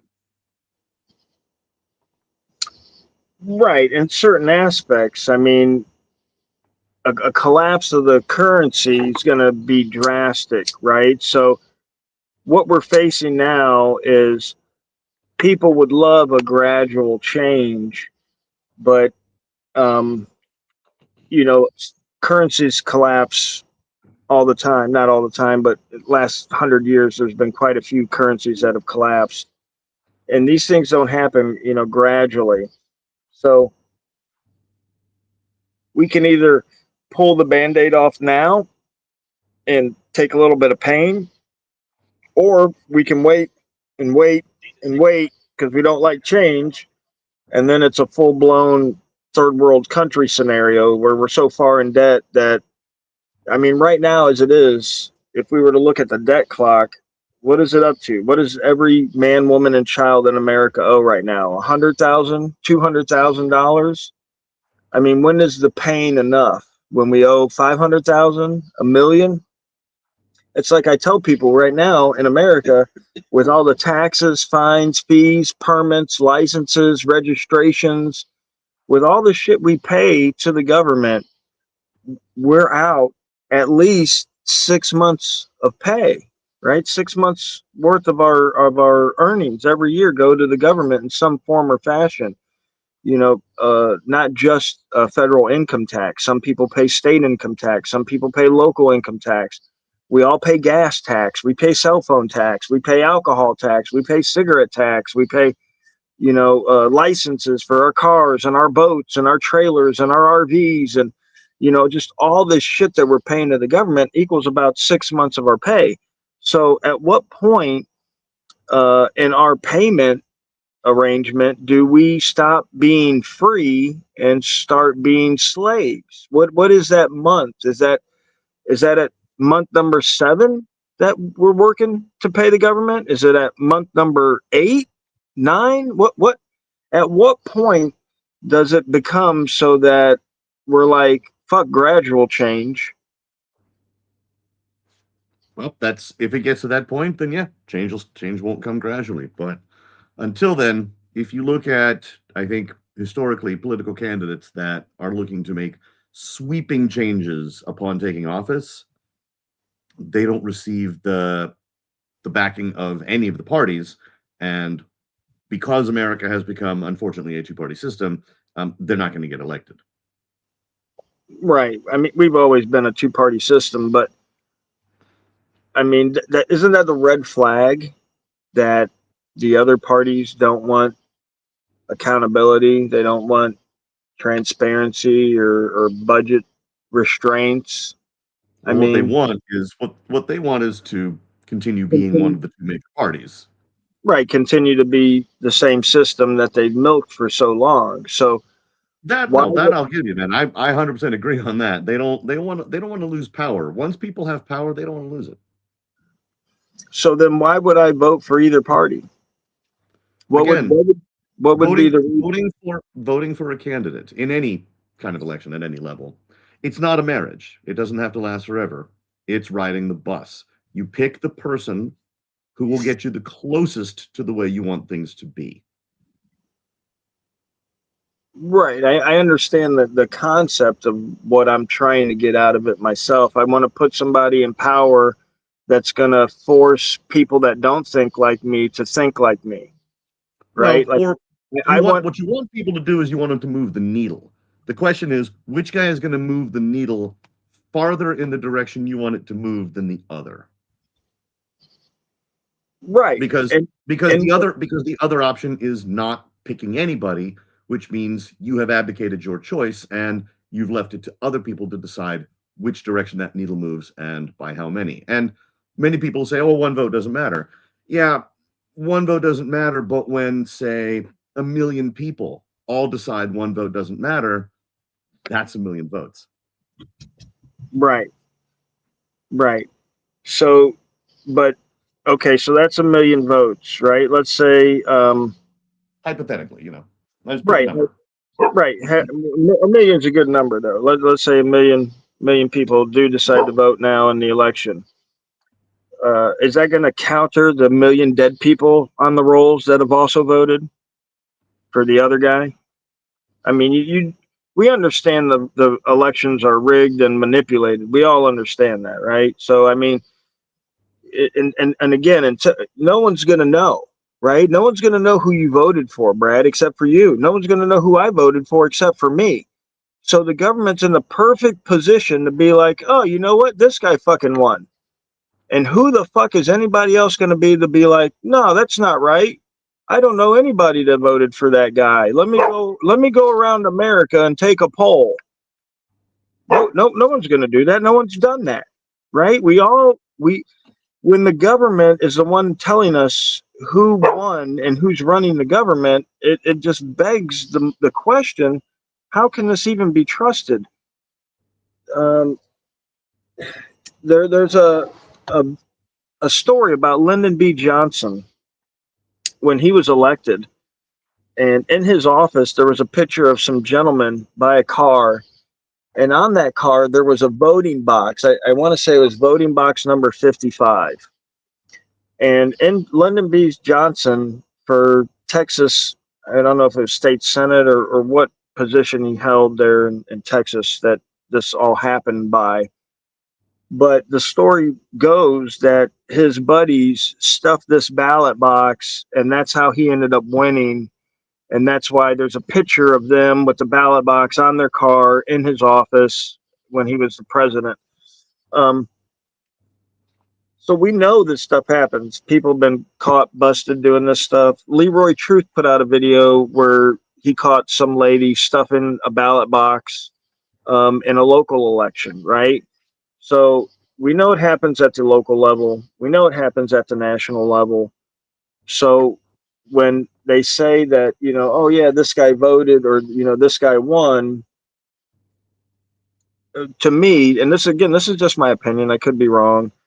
Um, but to me, what exactly happens is we get given a list of candidates that are already controlled, right? That are already in the bank's pockets, in the military industrial complex pockets.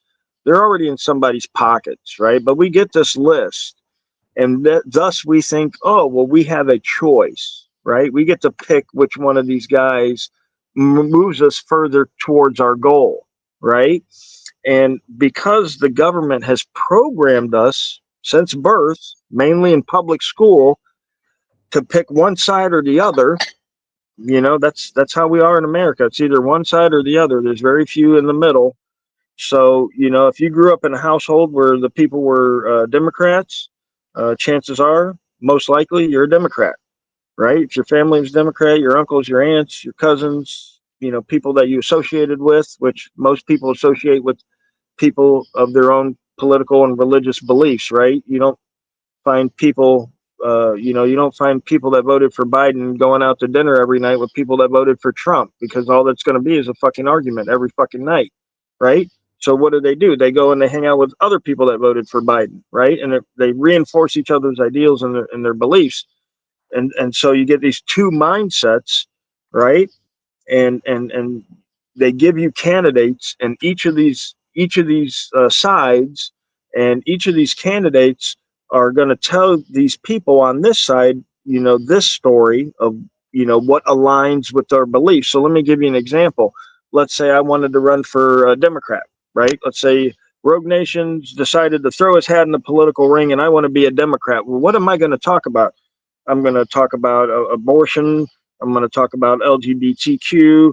I'm going to talk about all the topics that are going to, fortify my position within the Democratic Party, right? Because this is all issues and topics that are important to the people that would vote on this side, right? If I'm a Republican, I'm going to go over here and I'm going to talk about NRA. I'm going to talk about gun rights. I'm going to talk about immigration or whatever have you not, the talking points for each of these parties. And then people in these parties are going to go, you know what, this guy, he fucking gets me. He fucking gets me. He knows exactly what I want. He knows exactly what the country needs. And he's speaking my lingo. And so I'm going to vote for him because he's going to get me closer to where we want to be. And, 50 years down the line, 20 years down the line, neither party, the people that voted for either party, are anywhere closer to the fuck where they wanted to be. You know what I mean? I'm nowhere closer to where I want to be as a Republican or a Democrat than I was 20 fucking years ago. Okay, so let me ask you this then. What do you do? What's the solution? I mean, there is no solution. There's literally no solution to this issue. You can't you can't rail against the government because they'll put you down like they did in Waco and like they did in the Freeman incident and the fucking Ruby Ridge incident. You know what I mean? And they'll put you down, and Americans will clap at your demise because you were a domestic terrorist, right? Because you didn't fit into the left or the right paradigm. You didn't follow the system, and it's just like the cops when they say, "Oh, just file a complaint." Here's this system that we've given you to redress your grievances, and we know that it doesn't go fucking anywhere. And it's just like when we vote. We vote because these people say these things that we want to hear, and they say, oh, we're going to do this and we're going to do that. Fucking the first election, Trump said he was going to drain the swamp.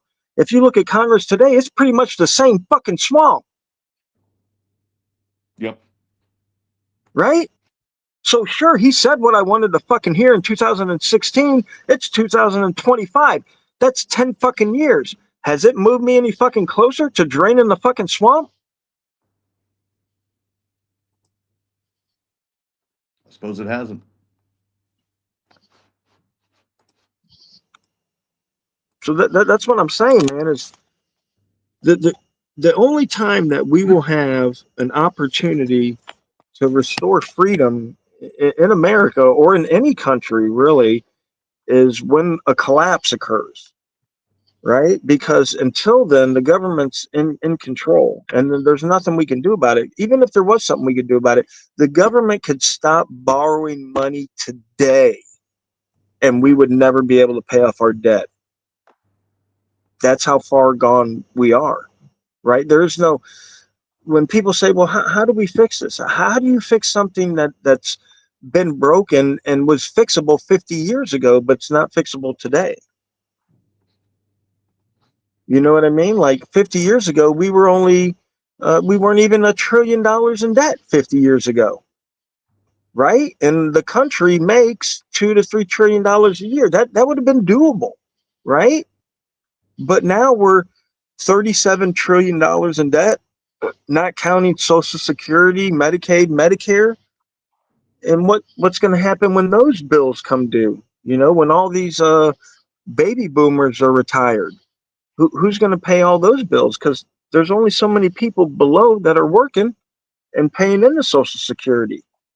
What's going to happen when we tell all those old people that they don't have no retirement and they got to live on the street? It's going to be hard for for people to deal with that kind of stuff. Well, I have as many solutions as you do, my friend. Yeah, look, Yeah.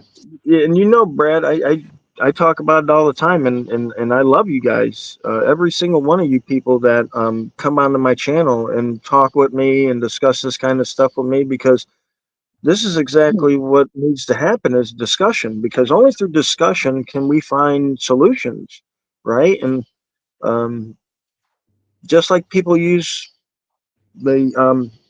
their smartphones incorrectly, playing Candy Crush and Mm. watching cat videos all day.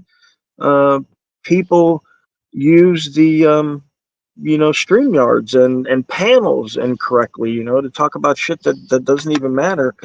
We need to be on here like figuring out, what could, and again, it's not what could possibly be done, because at this point, really, we're screwed. The only thing I think that might even be able to save us would be, blockchain technology, and that's a far, stretch to say that.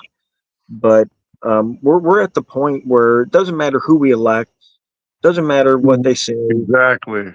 The debt is going to keep going out of control, right? The debt is going to Yep. keep going out of I control. agree. The currency is going to collapse, and at that moment, there'll be a decision then. But are we going And to? it's all planned, Rogue. We've seen this going to a worldwide currency. I'm trying to think of the term, but what I wanted to come up with and up here and really touch on is what you said earlier. At what point do we become slaves? As far as paying taxes, it's when we are 18 and we apply for Social Security, our Social Security number, brother. Yeah, listen. We're this way because this is the way they've made us. I tell Rights Crispy, Well, he's one of my best buddies. He lives across yeah, the street from I me. think a lot of it is Hold on, because the hold on, hold people on. just Hold on. Let me do, finish. Hold they on. Let me finish. don't care. Right. It- you know, I forgot what I was going to say. oh, I'm sorry. You're fine. It's Um, just like, the whole thing about, what our movement is a lot, or where it started from, basics, right? Our rights, filming in public. Um, and it's the people that don't know the rights. They don't exercise their rights, and we are constantly losing our rights. It's the same thing with paying taxes or anything. People just go with it and do it. They don't even research. They don't know any better. That was my point. I was just saying, like, man, you're born a slave in this country as far as taxes go, right? Um, they got you. well, we're born into servitude in any country that we're born into, because unlike men in nature, men in society, and when I say men, I mean men and women. Right, Um, but in society, when we're born into a society like the United States, or Brad's in Tokyo, Japan, or Russia, it doesn't matter what society that you're born into, you have obligations to other members of that society, right? Not as a child, perhaps. The only obligations that you owe as a child is to your parents, right. to um, Hebrew. Every time you come in, buddy, it says device is not connected. So you have to figure that out. I'm not sure why it's not Yeah, I connected, but was trying to get you to drop the link because I knew he wanted to come up, and then I just wanted to come up and touch on a couple things you guys were talking about. I wish, what was his name, Brad, um, it's would still here. speak about the points that I brought up if he's still there. I don't know if he took a bathroom break or not. He's on mute. He muted himself. Okay, yeah. So and I don't Unless you know guys want to what hear me washing dishes and microwaving stuff, I figured I would save you guys the local background noise. what sparked this conversation, or I came in late, Rogue, and I apologize. But today was crazy, man. We had another school shooting and we had an assassination of you know, a Republican. He was very huge and a big figure within the Trump campaign, I would say, and stuff like that. And I mean, that's crazy, right? Another sniper shooting and someone was killed, dude. Yeah, I mean, and And again, it's over politics. You know, that's the point I'm trying to make. It's over politics. And you know, you got, right, you got your parties, you got the constitution. See, I'm a constitutionalist. I am not, I don't do parties. I have never voted. I just hold on. I follow love the parties. law of the land, right? I love And parties. exercise rights. That's what I do. Because I feel like those who are in the resident, they really are not president. They're just a puppet and a distraction, right? Because you've seen it so many times. And so many lies. I mean,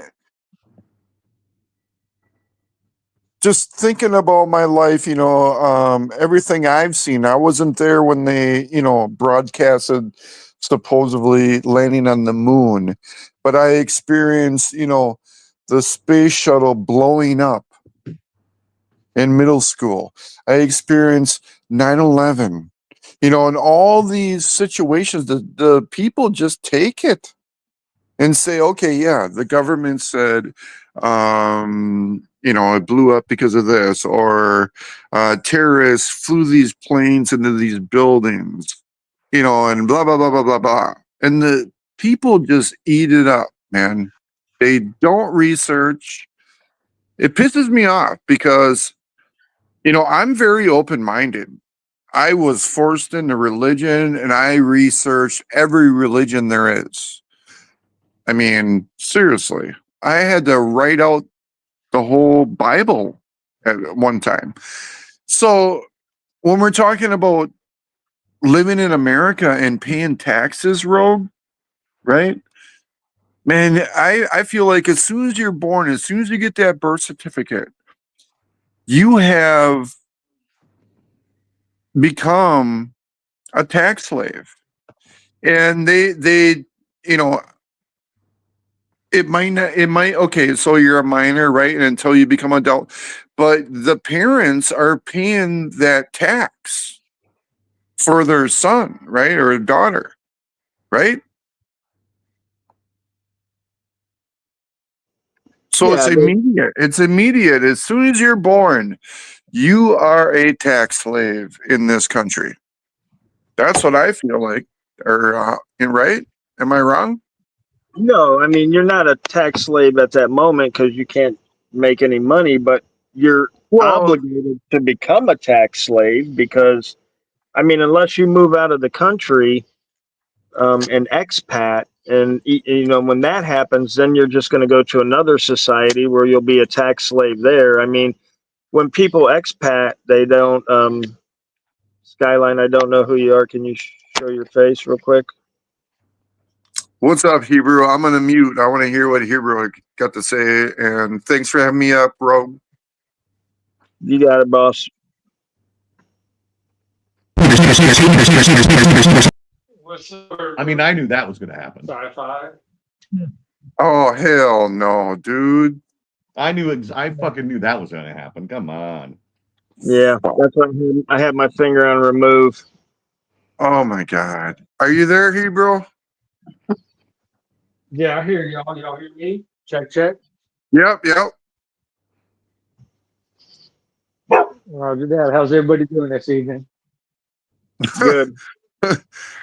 I don't know if you've seen what got flashed up there, and you know what we're talking about when we say that, but we're talking about paying, you know, tax slaves and stuff like that. You gotta.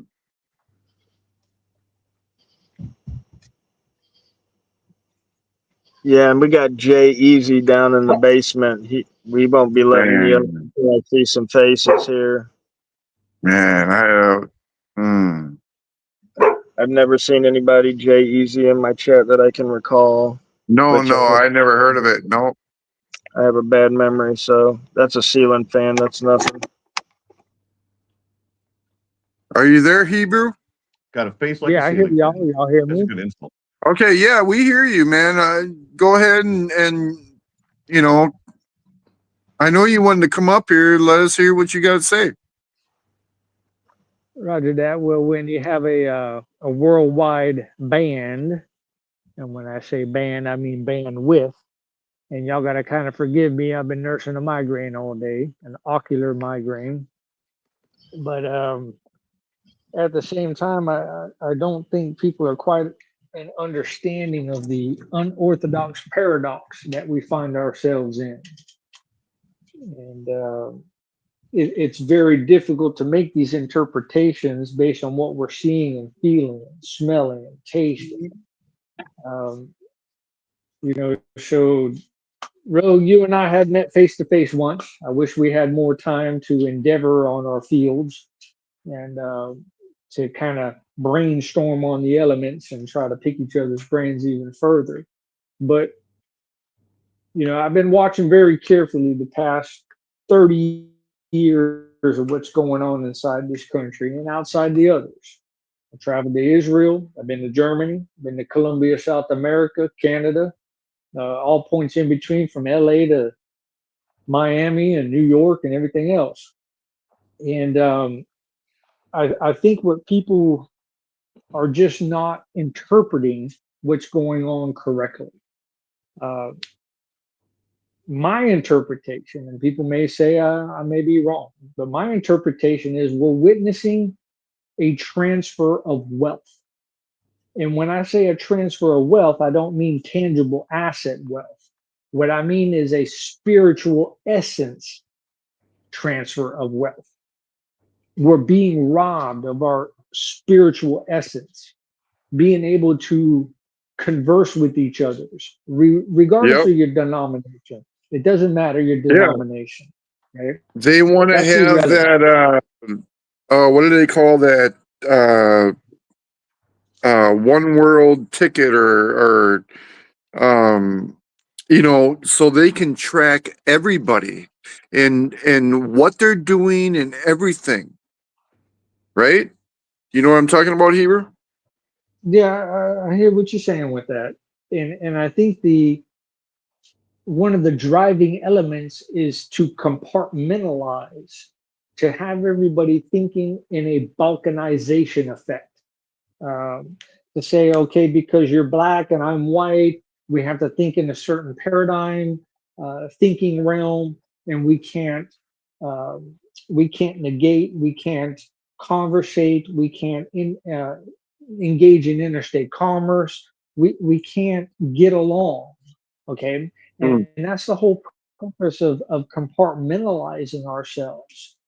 Okay, that way the dominating effect or the powers to be, what people perceive the powers to be, because reality is perception. And I may be wrong. Now this is my perception. Okay, but how I'm looking at all the elements that are going on, just like we saw today with one of the striking down of the one of the Christian right uh, conversationalists that we saw today, guy getting assassinated today. Now, we're at a point, we're at a crossroads here in America, not only America, but the United States, where if you and I in opposition cannot sit down at the table and converse about our issues, okay, if we can't come to that basic term, we have nothing at that point. I may not agree with your methods. I may not agree with your angle of approach, but at least we have the open end table where we can converse in these Right. factors. Yeah. At some point at the Okay. end, you got to come to a point where you say, you know what? We have to get along. Okay. Now, again, we may not agree. Exactly. If we're not, if we're not using math or azimuthal equidistant math and equation, nuclear physics, statistical measures, we may not be bringing that to the table, but just a voluminous era of conversing, brainstorming, trying to figure out these conversations or subject matter. Okay. If we don't have the basic element of the table, air quotation, table, you and I sitting at a table and conversing, okay?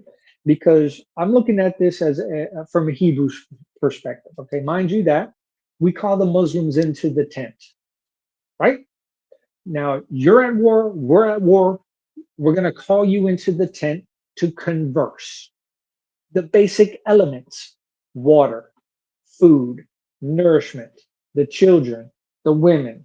Okay, we all have these similarities in effect. Okay, but if we don't have a table where we can come to, or a tent in air quotations, we can't bring everybody to the table and converse about. That is what the current power to be. Yep. They're trying to get rid of the table effect, Right. And they where we want to can't force even talk to each people other. where they don't feel like they're being forced, right? But they know they're forcing them, right? Okay.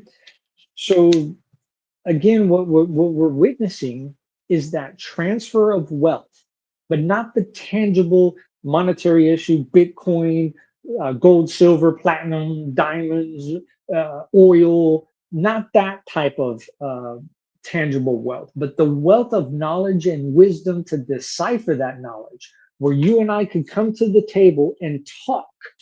Hey, these are my problems on this side of the pond. These are your problems. What can we do to collaborate the measure to make everybody else better off? As human beings, we have been compartmentalized. We have been specifically put into structures where we cannot make that continuity effort. And that is the problem. The problem arises is not having continuity. Again, you and Rogue, Japan, you and I have talked for a little bit, a long time ago. It's been about a year. Yeah. And correct me if I'm wrong with these elements. Um, Well, but at you the need same to be time, that's what we grounded to focus on. have continuity, right? Well, yes, you have to have, in order to have continuity, you have to have the three elements of oxygen, fire, and spark. Okay, because even in the realm of nanoparticulate matter science, you have to have those three elements. Okay, so if we don't have those three elements at the table, we're not going to be able to translate our issues. Because what it boils down to, what I'm trying to get down to the boiled effect is, we're all in the same boat. If we don't start rowing, we're all going to fucking drown. Excuse my French, Creole, whatever you want to put it. And again, you Right. have to kind of forgive me, Rogue. I'm nursing a migraine. I've been asleep for 11 hours. I seen you pop up on YouTube, and I was like, you know what? Let me chime in for a couple minutes. I love having you, buddy. It's good to see you as always. And Roger that. I think I'm gonna interject some opinions of my own here, and I want to piggyback off some of the stuff you said, which is that perception is people's reality.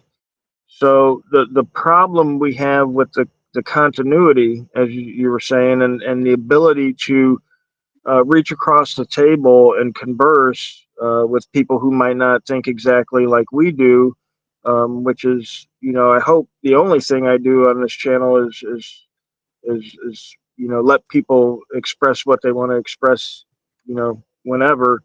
But part of that continuity is being able to recognize that I might be wrong, that somebody else might have a better way. And there's two elements that are stopping this from happening in society today, and one is the ego, right? Ego that we all have. It makes it hard for us to admit that we're wrong, especially men. The second part. Absolutely. I agree. Yep. All right, hang on. The second part is the fact that very few people actually know how the mind works, right? So there's a couple of different offshoots on this that I'll go through real quickly.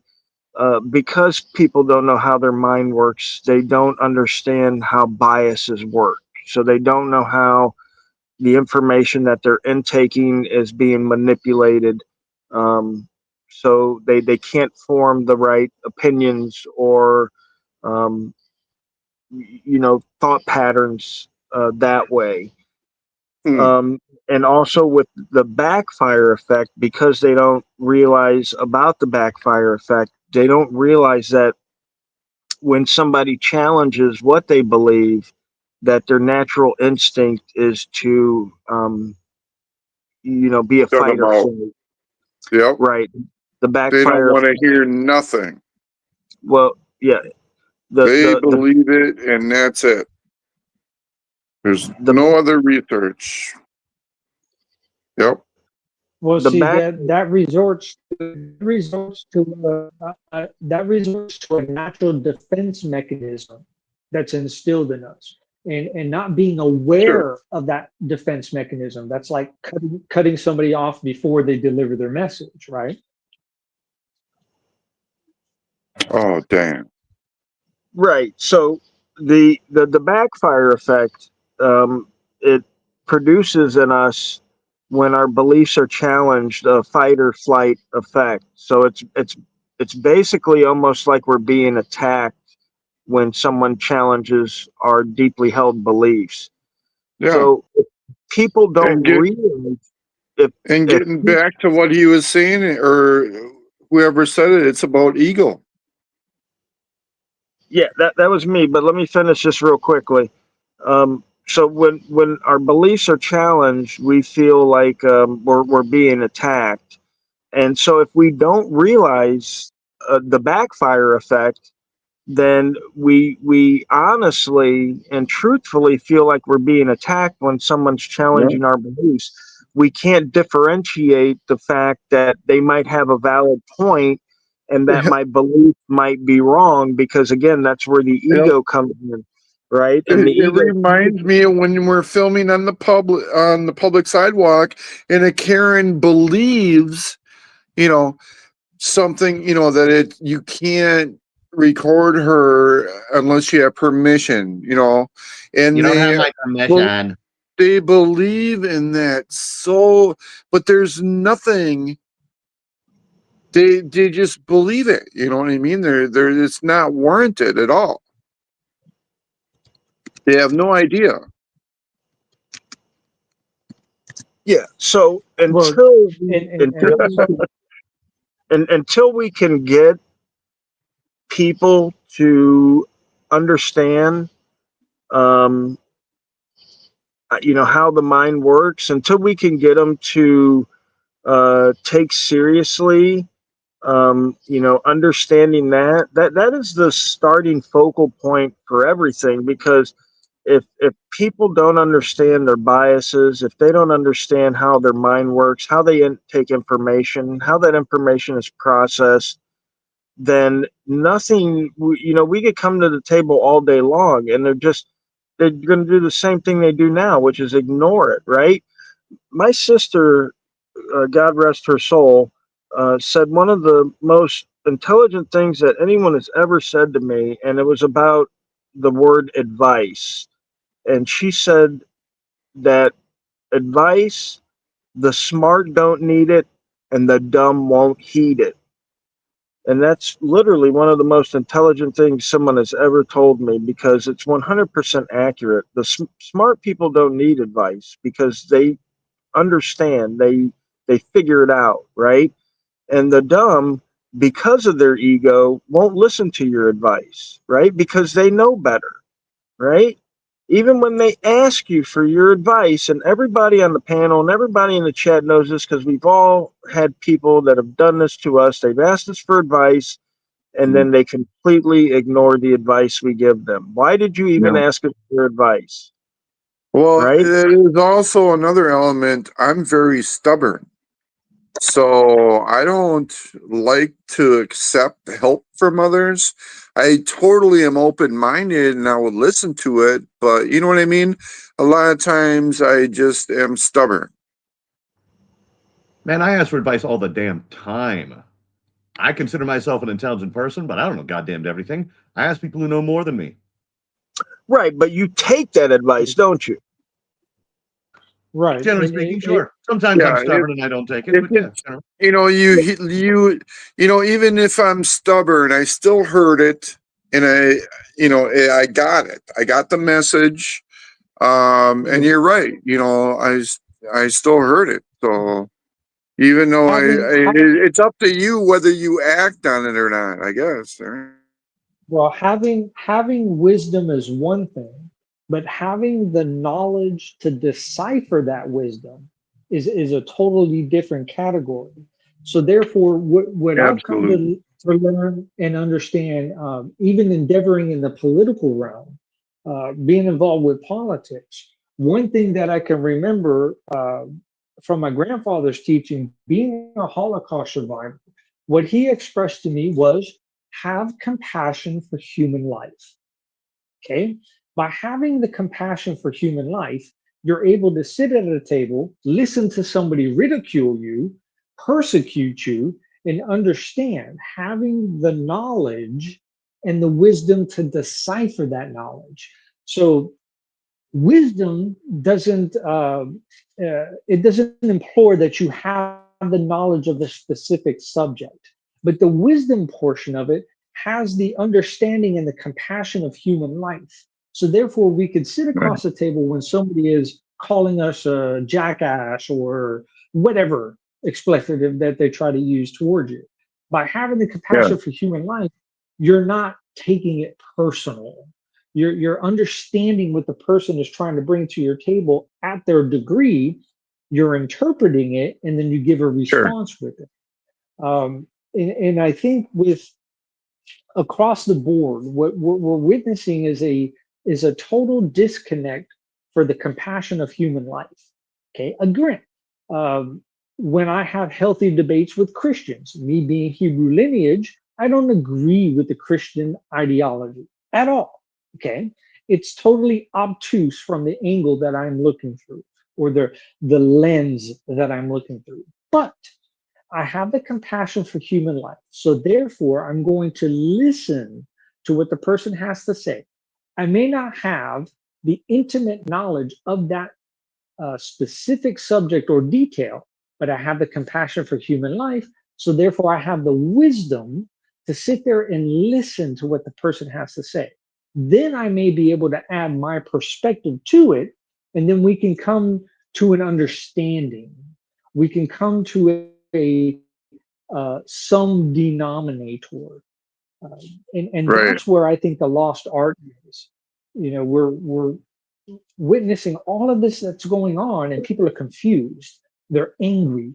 They're adamant on Well, that's what overreacting I to was stuff. stating earlier. People just will go with the system. Walmart is cheap. Let's go shop at Walmart. Trump is popular. You know what I mean? People just, let's go to church. They don't research. They don't look into things.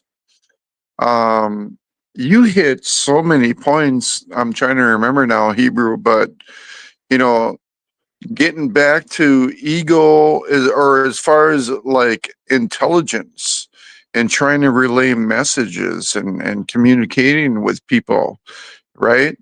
Isn't that like the most important thing Well, that let me should give be you happening? let me give you let me give you an example. I'm in Texas. There's somebody in the chat in Germany. Okay, Guten Morgen, mein Freund.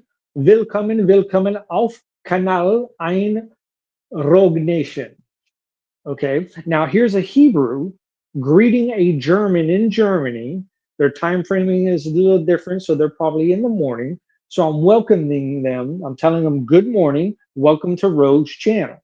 Okay, so here's a Hebrew welcoming a German into the channel. Now, most people that would interpret that would think, oh my God, what the Germans did to the Jews, that's irrelevant. That's in the past. If we dwell on the Yeah, past, we're not going right. to get And to our you know future. what? Right? Yeah, that's like, I just got into it with one of my good friends. It's like, she told me that her daughter's husband had cheated on her way back in the day, but she will never stop saying, I wish I would never have told you that. I mean, I've been over it but she's not over it. You know what I mean? Like, go ahead. I kind of felt like it kind of went with the same thing because, Yeah. you know, I hear what you're saying. I hear what you're saying with it. And so again, what people need to realize is, like, say for instance, uh, some of the Jewish people that I know that are in my age bracket. I'm 49 years of age, and people that are in my age bracket and younger, they yep, look about what happened in the past, and they hold the people that are in the present responsible for what happened in the past. yep, And yep. we cannot do that. It's We racism, cannot man. do that. Yep, Well, it has nothing to do with racism. It has to do with balkanization. It has to do with compartmentalizing people so we don't reach across the board. Okay. And I'm waiting for the Germans' response in the chat. Okay. Like I said, willkommen ein Kanal und Rog. Okay. Achtung, mein Freund. Okay. So basically, what I'm telling them is, welcome to Rogue's channel. Have a good morning. Welcome, my friend. I don't even know who that person is. I've never even seen that name before. But at the same time, by having the compassion for human life, we're now to reach past that subjected value that the government is imposing on us to say, oh, the Germans and the Jews shouldn't get along, and the blacks and the whites shouldn't get along. Let's compartmentalize everybody. Let's have everybody at each other's throats. If we think it's in that manner, propaganda. people, we're all in the same boat. If we don't start rowing, we're gonna fucking drown. Let me hop in here real quick because I'm gonna get off soon. It's getting late, but I wanted to drop something in here. I do agree partially with the the part that you were saying, Hebrew, about compassion for other life, but and being able to sit across the table from somebody and listen to them. But it's not the listening part. I think that's the sticking point, right? Because people sit across the table and listen to other people all the time, and what we're dealing with here, I think, goes deeper, and that's our beliefs, right? So, It's empathy. right, hold on, let me speak because we're going to get off here real quick, and I want to make this No, point. yep. Yep. So, I can have compassion for others' lives, and I can sit across the table from you and listen to what you have to say, but it's not going to penetrate my belief, right? So if we're across the table and I believe that all cops are heroes, nothing that you say is going to make a damn bit of difference if it goes against my belief that cops are heroes, right? And that's why we have trolls, right? It's why the guy came into the channel earlier and porn bombed me, right? Because he's a troll. And because even though that gentleman may have compassion for human life and he may listen, he may be listening now to me speak, he will never, ever not believe that cops aren't heroes and that I'm not out there harassing them. Wow. Wait, you're saying Well, cops might not be heroes? right. I, you know what, And, Rogue? and I'm see what surprised you that, even and mentioned that person, dude. I mean, see come on. what, and you're right, Ro, because what that projects is that you have the wisdom to decipher that knowledge. So therefore, that gives you the the actual resignation of having the compassion for human life. Okay, that is what I'm talking about, having the compassion for human life, having the wisdom to understand that. Most people don't.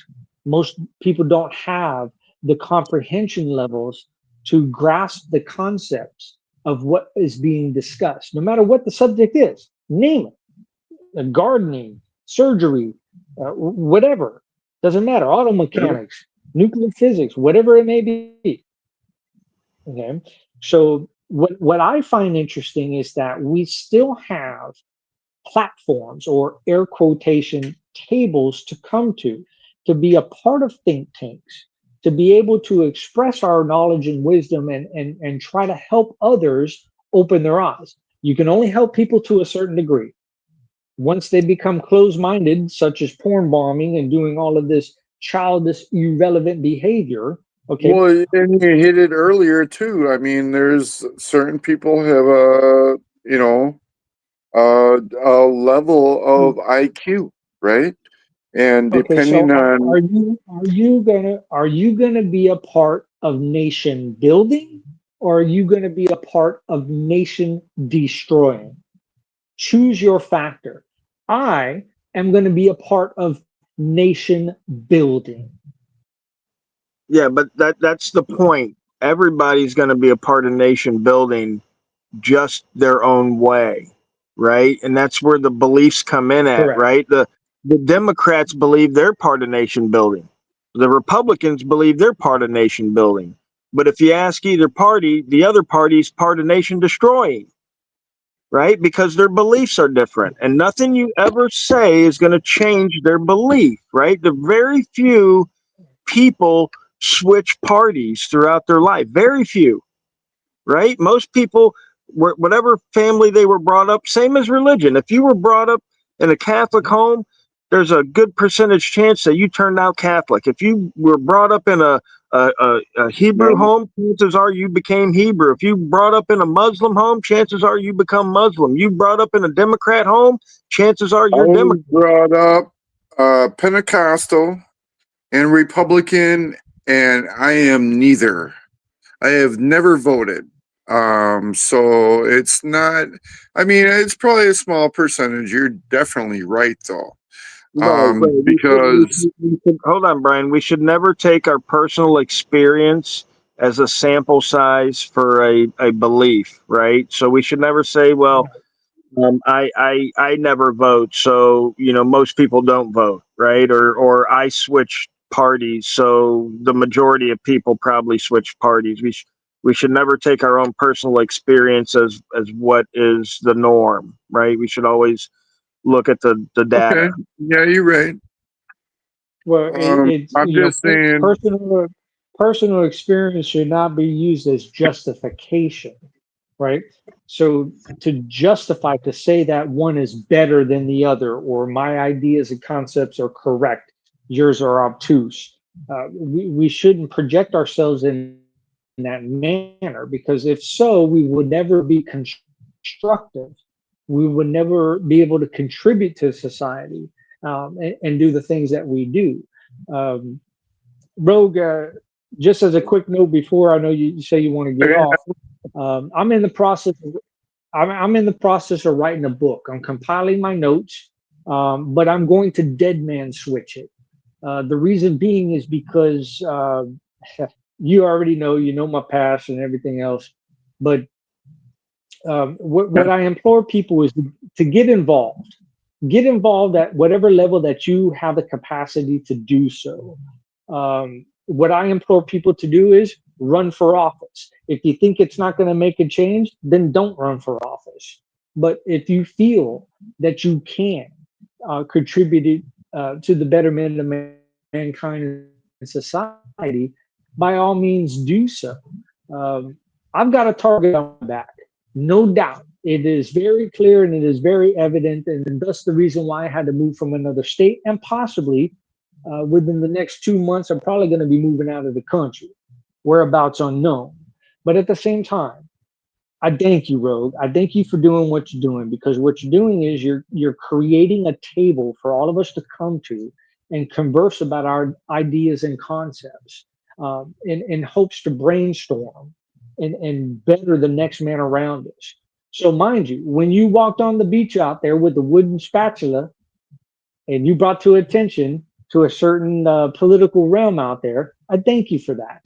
A lot of people don't realize what you have contributed to society, and I do thank you for that. And that's why I frequent your channels, because I feel that I can't repay you enough for what you have done just by standing there with a camera and a wooden spatula Absolutely. as a microphone.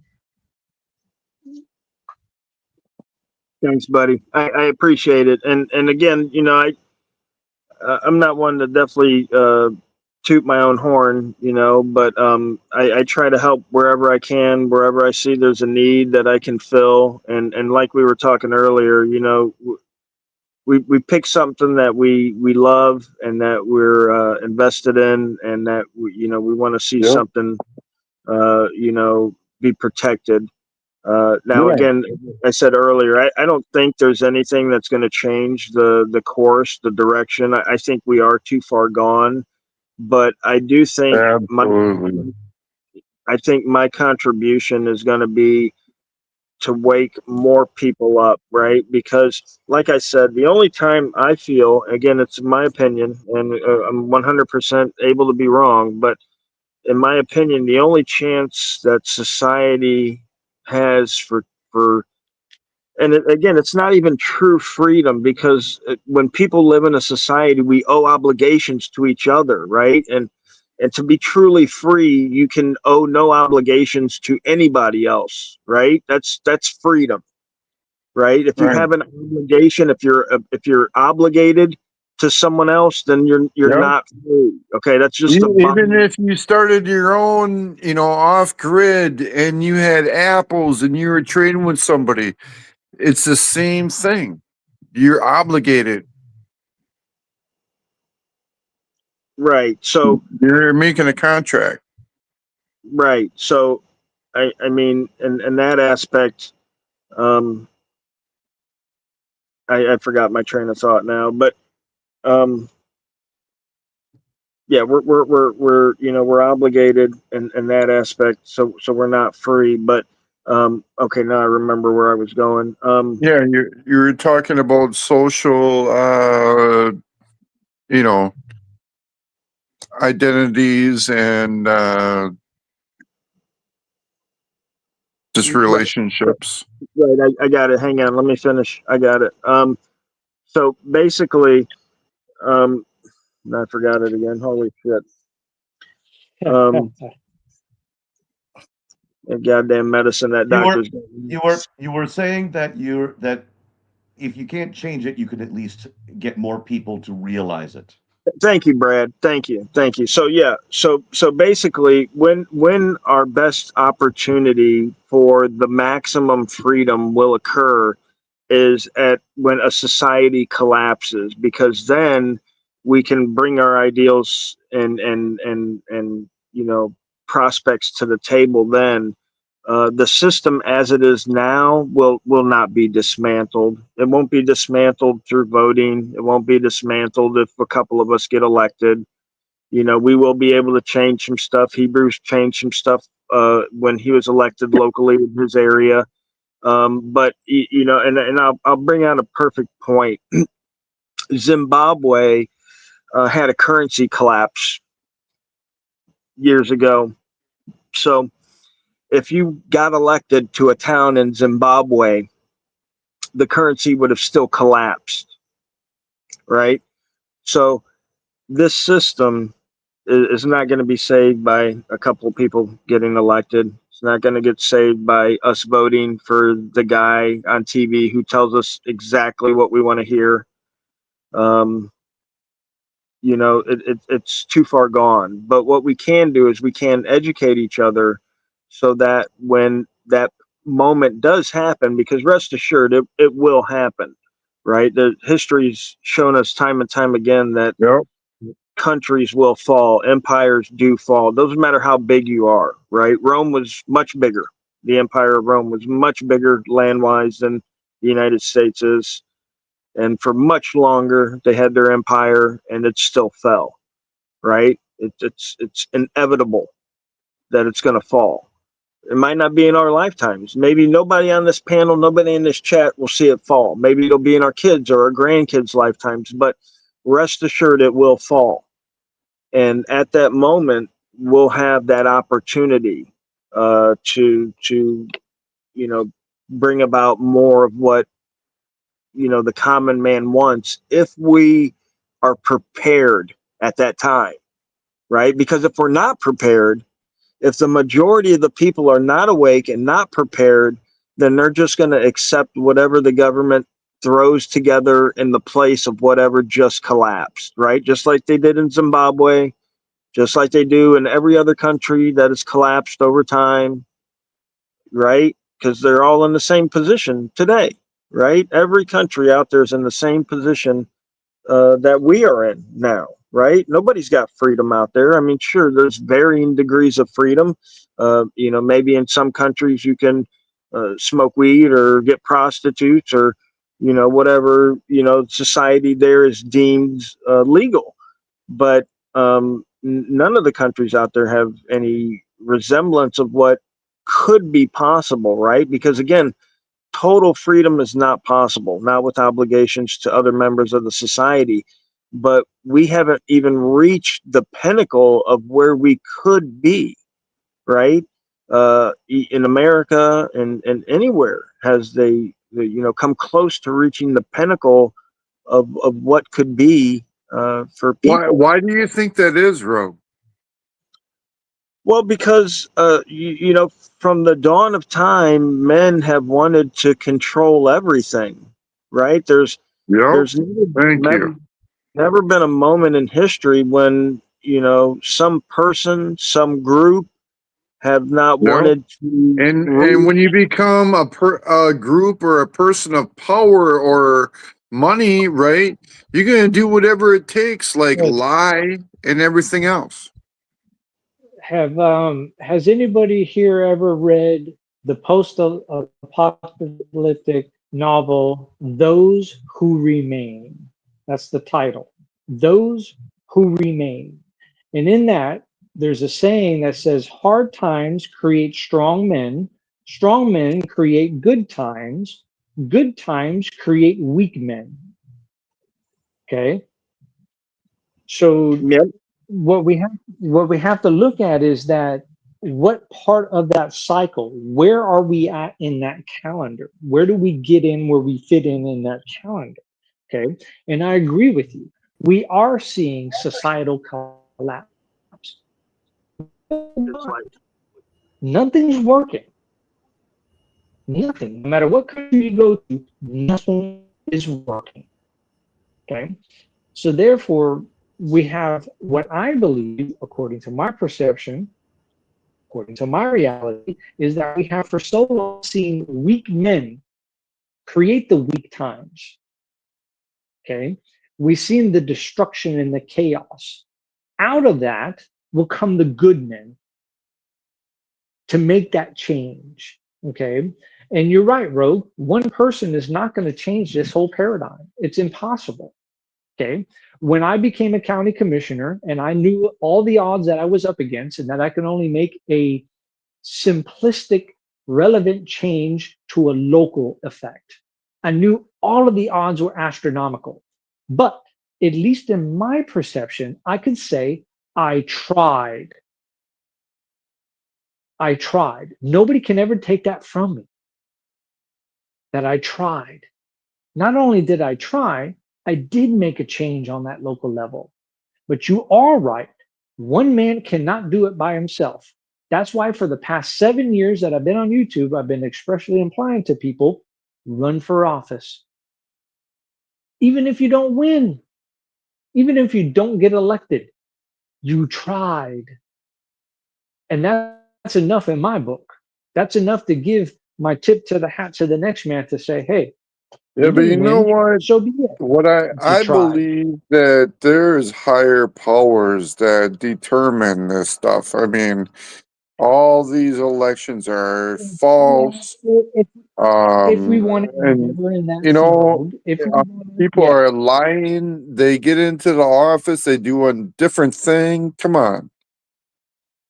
Well, it's understandable. Okay. The power corrupts and absolute power corrupts absolutely. Having that understanding when you get into those positions to be relevant to the nature where you can recognize, because believe you me, when I was on that county commission seat, they sent the whores, they sent the drugs, they sent the money, they sent everything after me.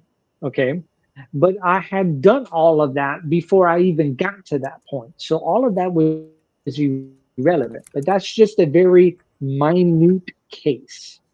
That's not the explanation for everything across the board. Most 95% of the politicians that I have run across should be burned at the stake. Off with your head, ancient Hebrew style, no holds barred. One man enter, one man leave. 95% are corrupt. A very minuscule level of 5% that I have experienced. Okay.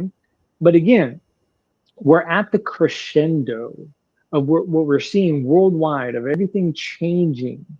Everybody's in panic. Monetary issues are collapsing. People are getting into speculative measures, um, not the tangible assets, what we saw: gold, silver, platinum, precious metals, stones, things of that nature. Those are no longer transferable. We're now in the speculative measure, having the speculative faith in the petrodollar, having the speculative faith in the cryptocurrency. Okay. What I try to express to people is to kind of stay away from that, because you have no recourse. If you can't hold it in your hand, you don't possess the asset. That's my belief. But at the same time, we're at a crescendo. We're seeing all of this transfer of wealth and knowledge around the world. And those who are in the know are going to assume that power. We just need to get that word out to get the spark available in the good men and women that are in the world to assume that power. And we're witnessing that transfer. It's a very delicate measure right now. Very delicate measure. The Russians want to walk to Berlin 3 times in 100 years. The Russians are getting ready to walk to Berlin. And you know what? There ain't shit anybody's going to stop them. Ain't nobody going to stop them. The Israelis want to create what's called the Greater Israel, go beyond the realm of Abrahamic law, which I'm against. Look what's going on in Africa. Every continent on this earth is now subjected to war except for Antarctica, and soon to be it. We got to start rowing, folks. We're going to Well, drown. I'm gonna row right now because I'm rowing my ass off here. So Roger that. Bro, I thank, appreciate it, man. Every time you have me up, man. Thank you for having me. you got it, guys. Thanks for coming out. I'll see everybody again. Thanks to everybody in the chat. Always good to see you. Ex Bootlicker, I see you, brother. You guys have a good night. Roadhog. I'm if it doesn't rain on me, I'm headed out. Right on, right on. Japan, you take care of yourself. Yes, sir. Yeah. Thanks for coming Thanks up, to Brad. Bleach. Always a pleasure, man.